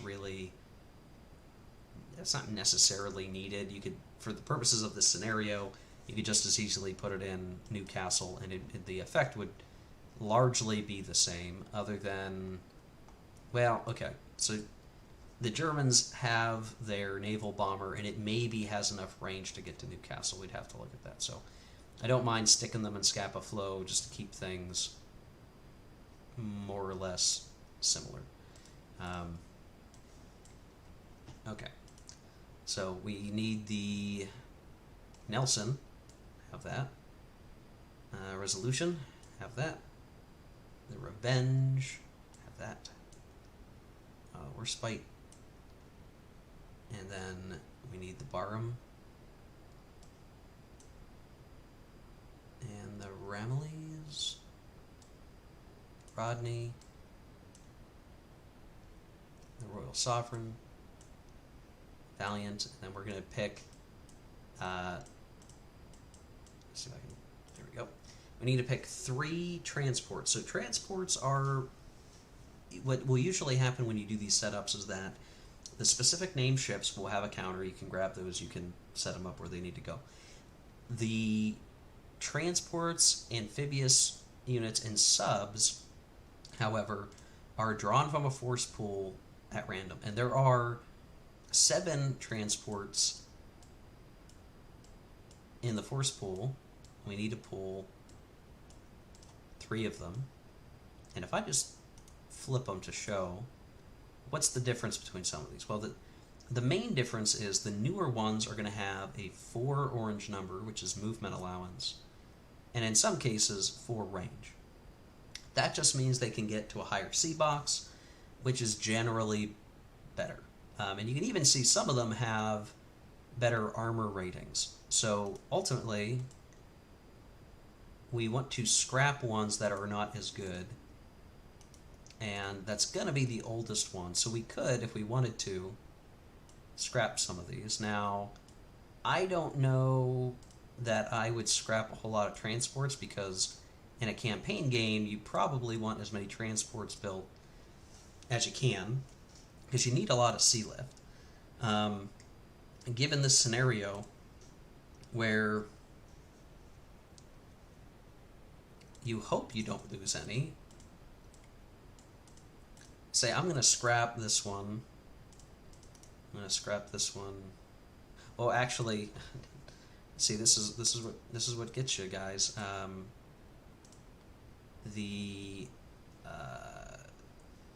where is it?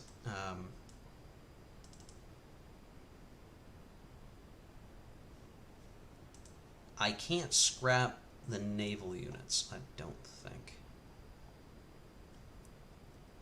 You can if they were sunk.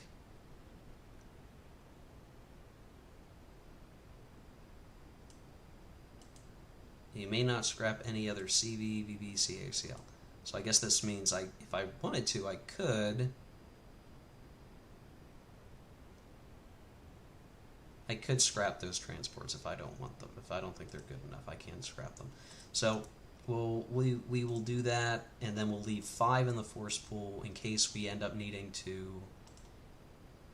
Well, if these get destroyed, here's what we'll do. Sorry if I'm being indecisive in the moment, but sometimes you gotta do a little bit. We'll leave this as our force pool, and the oddball chance that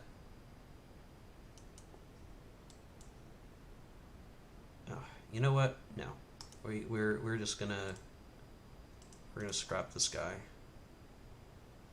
Make sure he's the right age. We're gonna scrap him. Which means these are the only 3 transports left, and they're all pretty decent. If I had left any other transports in the force pool, it really wouldn't matter. We don't have enough turns to build new ones. So we can always repair or try to rebuild existing ones. Some of these we couldn't scrap if we wanted to because they're too recent. I think this is the right set up for this given scenario, right? So we're going to have our 3 transports. We're going to have our actual fleet. We'll kind of stick them up here near Scapa Flow, far out of range of German naval bombers, unless they've got a really high range one, which I don't think is the case. And so when we look at the actual setup, right, I'm kind of going a little out of order, but when you're trying to set up the game, you kind of have some options on how you approach it. We're doing all the naval stuff quickly to get it out of the way, right? We've got to go hunting for those things. We want it to be quick. Now we get into the, we're going to set up other units, right? So I'm going to drag this off screen for a second, but I will be referring to it off on another screen. So we've got Gort.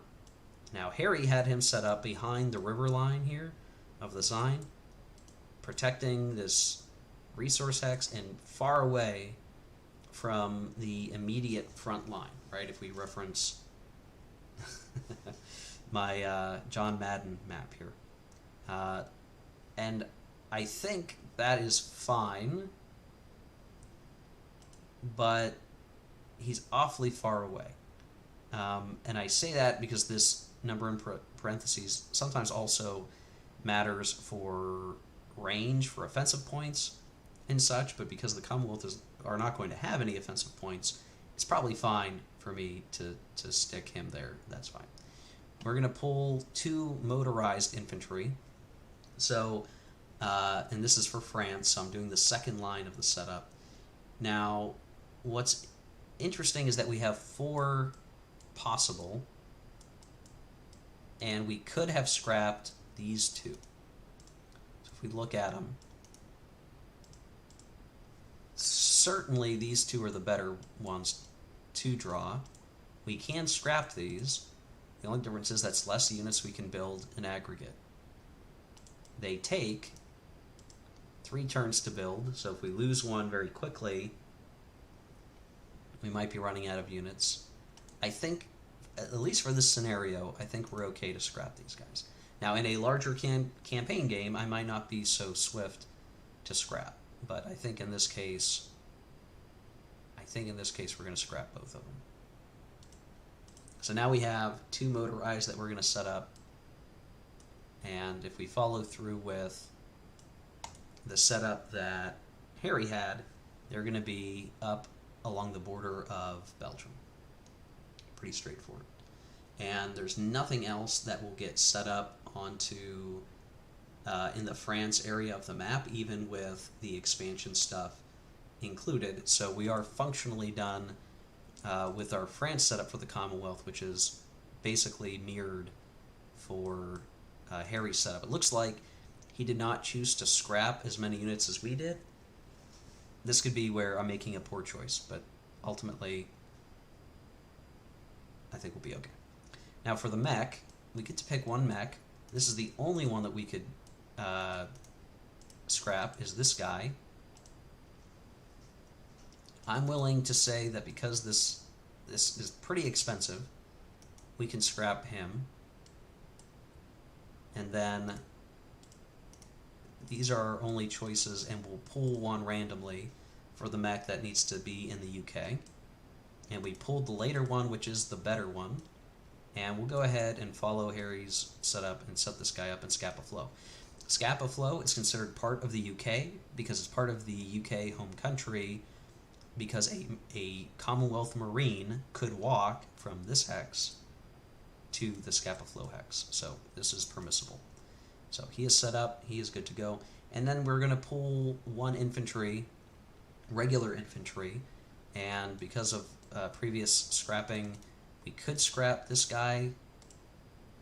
I think we're not going to bother to scrap him, we'll leave him, and we'll just hope we pull the right one.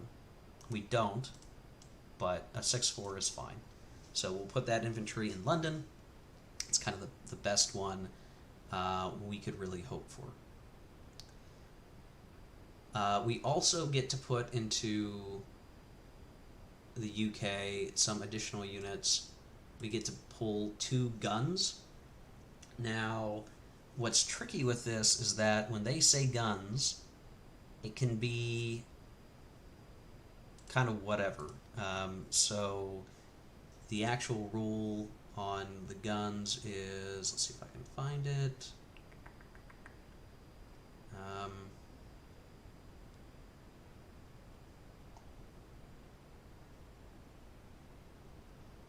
Choose the specified number of guns from amongst all available artillery, anti-tank, and AA units. So really, we actually have to put all of these guys together. So there's anti-tank, there's artillery, and then there is anti-air, and altogether we have 6. We're going to pull 2. Now, we could scrap some of these things. I'm not going to bother to try to scrap any of this, and what I'm just going to do is I'm going to put everything into this cup, so to speak, and we'll pull 2. So we got a motorized artillery and some anti-air, and I will just kind of put things back to where they ought to go for future production. Okay, so this is something different. Harry's setup did not have divisions. So we need to think through what do we want to do with this. Now, these have to go into the UK. We cannot put them into France directly. I think what we could do is, let's see, I could put this guy over here and potentially transport both a mechanized unit and motorized artillery into Belgium, maybe.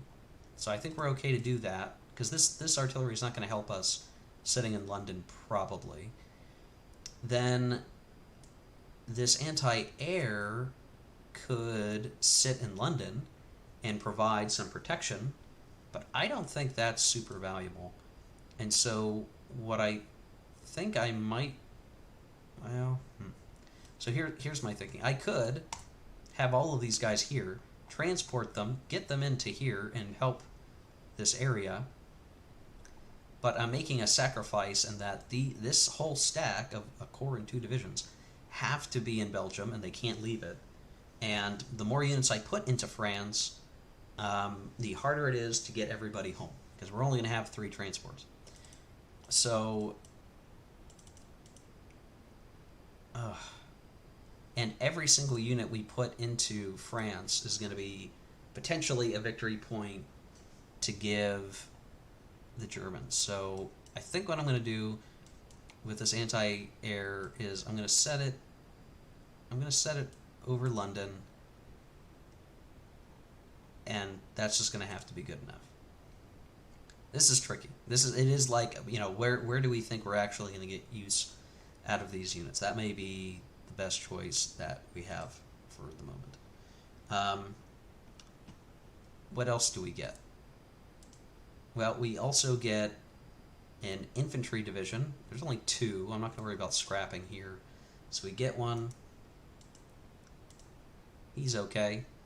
So we could probably, again, do we want to put this guy at risk? We could have this stack right here as a whole stack of Commonwealth units. 3 units can stack in a hex if,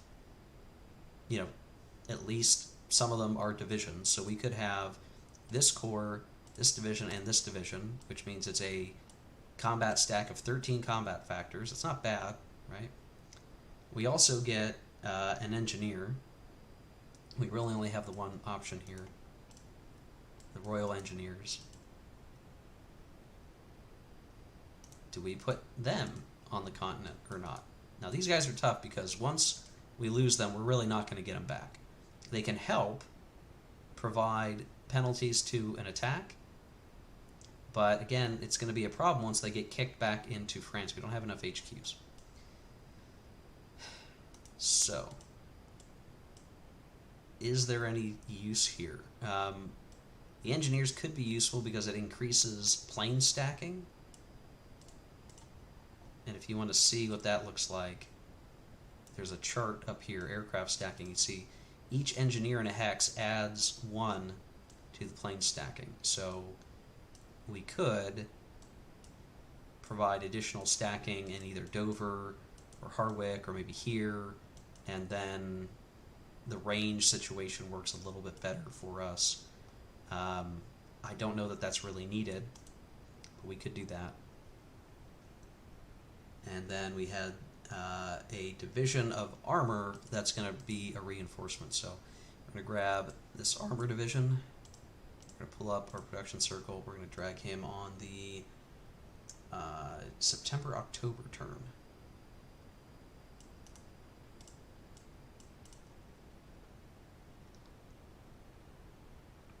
Now we've got a couple other things that are going to come into play in the future terms. So one of those is going to end up being some fighters are going to come in on the July-August turn, but I'm going to wait until we get the UK and the rest of the UK stuff figured out, just because that may impact our choices about where things end up. Okay, so if we look at the UK row, if you're following along, this PDF is available on the ADG website. You can go download section, and it's all up in here. So what we have, this is where things get a little more complex for the pilots and the planes and all of that for the additional rules. And it's something that you need to look at carefully in the campaign book just to understand how all of this works. So I'm going to look at the UK fighter situation first. So we have under fighters, there is a 2 column, so fighter 2. We're going to get 2. And then we look at the planes and flames columns over here, the second iteration of fighter, LND, nav, ATR, and we're going to get to pull a number based on this. We're still only going to get to set up 2. So this is it's going to be a little weird and tricky. Oh gosh, I noticed several comments in the comment section that I have not seen for several minutes. I apologize. Wardrobe Plays WW2 says, I have never played this game, really know nothing about it except for the perception that it's huge and box is poorly drawn. The box art, I could take or leave. Also says, thanks for highlighting an old title like this. Yeah, I mean, the funny thing is, it's old, and yet it's still, a modern, maybe not modern is the right word. It's an old game, decades old, but it is still alive, right? The latest version, Collector's Edition, was only published a couple years ago. So it's definitely, a available game. So if you're on the fence and you want to buy the gigantic orange detergent box, you certainly can still do that. And there's still a huge community of people who do play this. There's dedicated conventions to World of Flames for sure. Will Carpenter had said in response to Wardrobe Plays World War II, I own one of the full complete games, including the stuff you can play early Cold War in a 1950. It is something like 12,000 counters total. Yeah, I think I had tried to work out the numbers on this, that the collector's edition of World in Flames is somewhere up above 5,000 counters, maybe even closer to 9,000 counters, I think. And then the weird thing is, if you take the expansion counter sets and you try to add them to collector's edition, you might get up to 12,000. But a lot of the counters that came with Patent in Flames and American Flames, I think actually got included in the collector's edition. So you don't even need, what you need, I guess, are like the rule books for Patent in Flames, which the PDFs are available for that, I think. I think collector's edition technically has all the counters for Cold War in it. I might be wrong about some of that, but I'm reasonably confident that's the case. Okay, so let's talk about Planes and Flames for a second. When you're doing the plane stuff, ordinarily what you're going to do is for each location and type, you draw aircraft from your force pool equal to the number listed in both the WIF and PIF columns. You may still only set up those listed in the WIF column, but you choose which ones they will be and put the rest back into your force pools. You use up a pilot for each aircraft you set up, and instead of putting the rest back in the force pool, you put them into the reserve pool. So we are playing with Planes and Flames, and we are playing with pilots. So let's take a look at a couple of things. I need my plane counter thing. Let me find that in here. There we go. Pilots. I'm going to grab that. I'm going to chuck it over here. So according to the setup chart for the UK, we are going to have 5 pilots, which basically means for the UK placement, we're going to get to set up 5 planes, period. Now, if we look at the setup chart, we can see we would normally set up 5 planes. We'd set up 2 fighters and 2 land bombers, one 2 value, one 3 value, and then finally a air transport. So that comes out to be 5, right? So if you're just playing the standard game and you're playing the standard game with pilots, you have enough pilots for all your planes. Easy peasy stuff. But now we got to look at this. So here's the first thing we're going to do. I'm going to say we're spending a pilot. We're going to get, we're going to get our air transport. And it is, of course I looked away and I forgot, it is an air transport 3 value, so we look at the 3, there's only one available, this is it, this is the one we get. So we can plug him in here and it's fine. We can set them there for now, it doesn't really matter. Next, what we're going to end up having to look at is the fighters. So there's 2 in the standard column, there's 2 in the expansion, which means we're going to get to look at 4 fighters. We're going to draw 4, we're going to pick 2, and the other 2 are going to go into our reserve pool, which means the planes are there, they just don't have pilots for them. So do 1, 2, 3, 4. Now I didn't scrap anything, but you know, this is getting to be a very long video, so I'm going to skip past scrapping that for right this second. And we get to look at them. We get to look at them and pick which ones do we want. Now, this is a night fighter with the black circle around the number. I don't think that's particularly important right now to me, so I think what I'm going to do is I'm going to say this guy is going to go into the reserve pool down here, and then there's really no picking between all of these, so one of these hurricanes will go into the reserve pool. And then when I look at the, we're going to decrease the number of pilots by 2, so we'll have 2 left, and we're going to set up these guys here. So we're going to put 1 here, and we'll put 1 here, and that provides some level of fighter cover across the board. And if we look at the setup for what Harry did, that's how he set up his 2 fighters, is right on those 2 hexes closest to the front as can be managed while still being based in the UK. We had a pretty good draw. We could have wound up with a 4 fighter, but that worked out well for us. Now we look at the land bomber. So this one's really kind of weird, right? So we're going to draw 2 land 2s, so we might as well do that first. We have 3 total. We could have scrapped one of these guys, but I'm, again, going to skip past that. So we got to pull 2. We get to keep 1. And in this case, we have to pick. What is better? Would we rather have capability or range?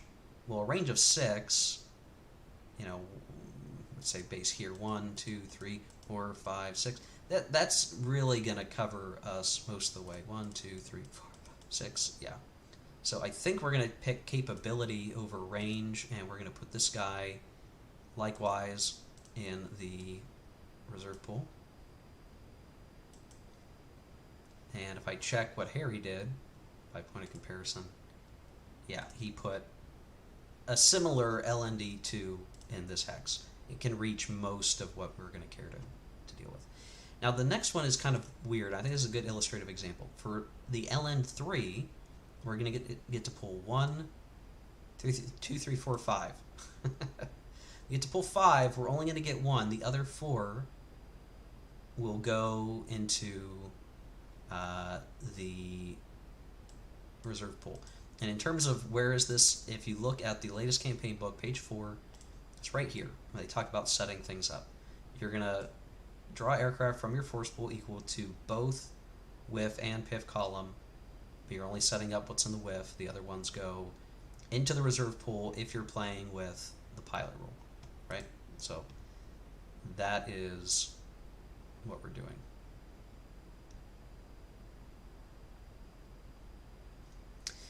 Okay, so we're going to pull 5 of our 11 LND3s. Again, at a point, if I had scrapped some, we would have a better idea of what we were going to end up with, but I think it's fine just to kind of see what happens here. So 1, 2, 3, 4, 5, and basically going to pick the one we like the most, which is probably that Wellington.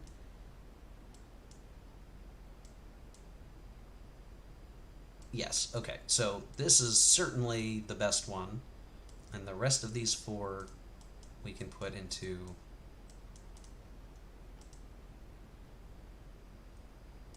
the reserve pool. Okay, now where we're going to stick this guy, I'm going to reference, it looks like, just based him out of London, and he's going to have enough range to get, you know, pretty far to hit, kind of support anything we really want to do with the Commonwealth along the coast. Okay, so that is done. Now there's one more set that we have to deal with. Is we're going to get another fighter 2 in the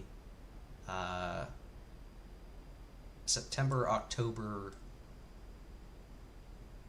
turn. And it's going to come with 1 pilot. And so if we reference the rules once more, reinforcing aircraft are set up in the same way.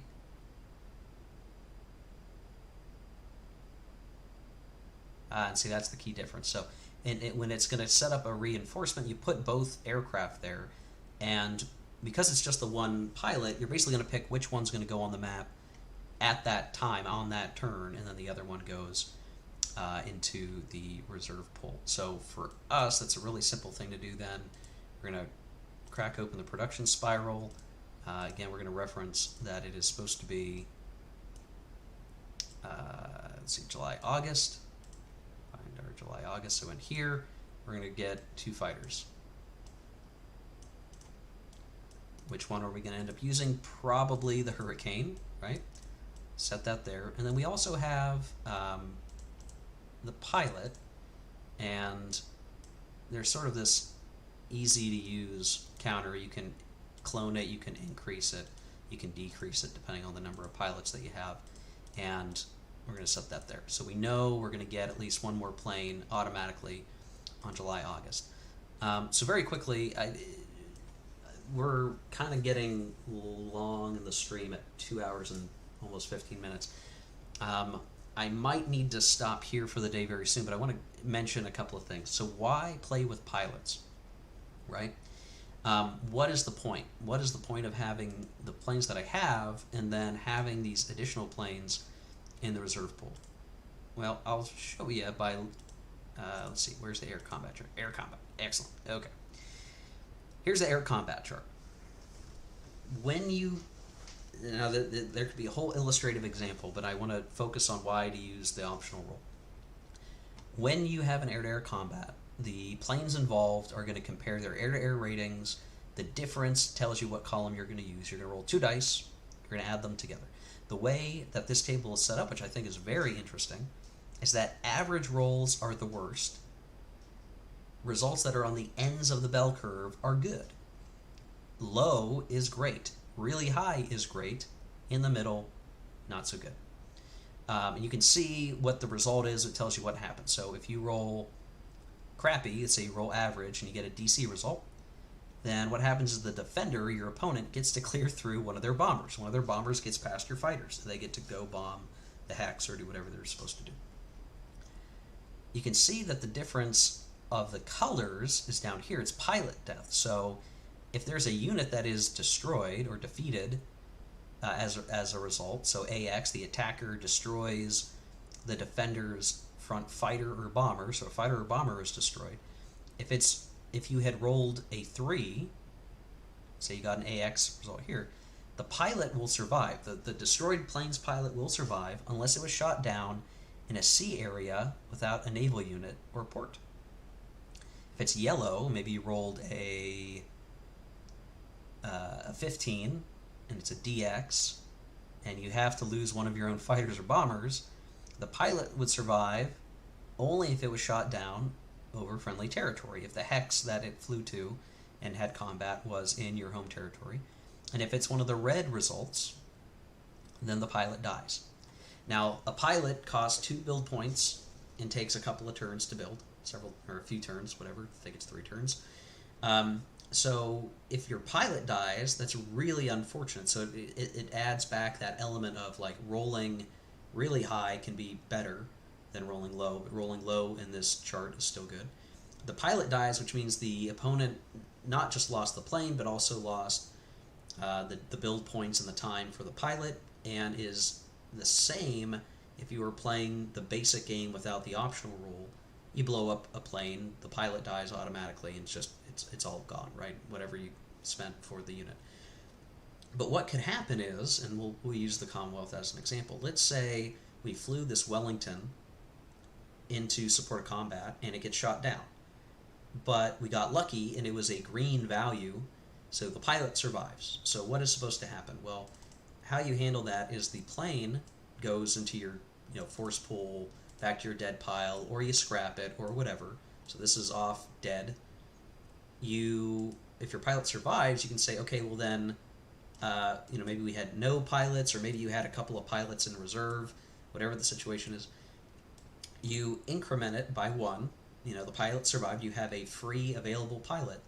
And on the next reinforcement phase, what you can do is you can look at your reserve pool, and you can say, I'm gonna use up this pilot who survived, right? And I'm gonna put into action one of these reserves. And in this case, we'd use this Hampton, I don't know. It's kind of a tough call across some of these. This would probably be the best one to pick. We could then pull this onto the board, put it into London, and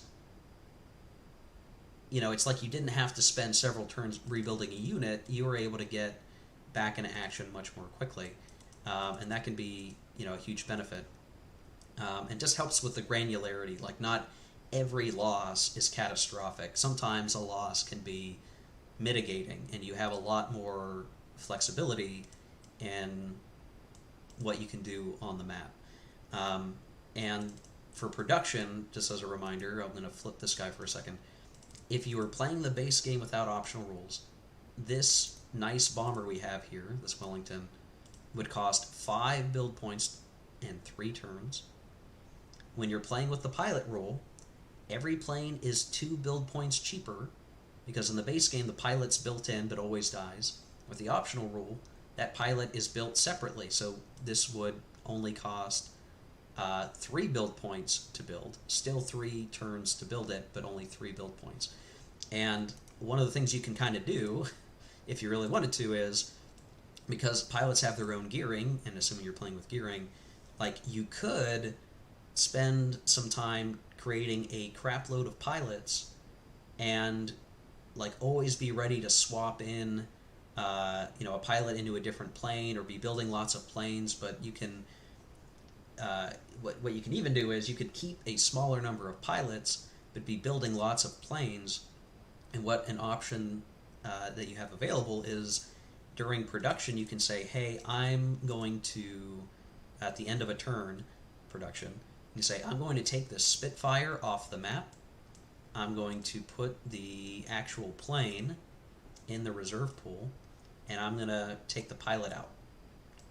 And then at the start of the next turn, maybe you have a different plane that you like better that ended up in the reserve pool for one reason or another, and you get to put that pilot in the other plane and send it out.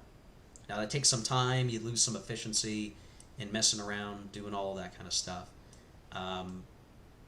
But that's certainly an option to pursue. And again, it's all about flexibility. This tends to be more important when you're playing with carrier planes, where I don't want to do a whole tutorial on that, but basically you're going to have your carriers, and if you're playing with all the optional rules, you're going to have carriers that have planes that have pilots, and maybe you're building a ton of great new carrier planes, but you want to swap out, your carrier has a really good fighter CVP carrier plane on it, but you want to swap it out for something more balanced. Well, you might have those extra planes in your reserve pool, and you swap out that pilot and you put the new plane on your carrier, assuming the carrier's in a home port or whatever. So it's nice having that flexibility. Certain parts of the game get a little more interesting because you have that flexibility to swap that stuff out. Or if you build some fighters and you didn't scrap enough and you built something crappy, you can put the crappy plane in the reserve pool if you don't want to use it right away, and it just becomes a backup, and you can rely on it if you have to, if one of your good fighters gets shot down and you need to get something back protecting London right away. You have that option. Okay, guys, we are deep into the stream at 2 hours and 20 some minutes. I think that's as much as I want to cover today. I know that we're not really all the way done with setup. Believe me, I do. And ordinarily, if I was not explaining myself as we went, this would go pretty fast, right? If you're used to playing the game and okay, I'm going to go set up the Commonwealth, you're going to go boom, boom, boom, and knock it out pretty quick, assuming you've got your force pools mostly organized and something coherent. It doesn't take you very long. It's a quick, snappy thing. You get them, set them up, not a big deal. I'm having to go through and just make sure that that the Vassal module was set up correctly so that I could set these individual things up correctly. But I think we are in relatively good shape. Now, between now and the next stream, I may adjust some of what is set up here, like, maybe I'm going to move this infantry division down to here, and I'm going to put the engineer up here, because maybe I'm going to sail all these guys, out to land in Belgium, or something, right? It's this stuff I'm just not 100% sure makes sense.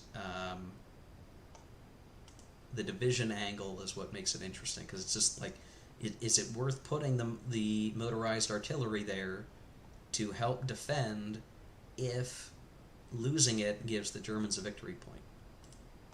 That's the rub, right? That's the tricky thing. And maybe you say, never mind, I'm not going to send these divisions in. I can still send the mech in.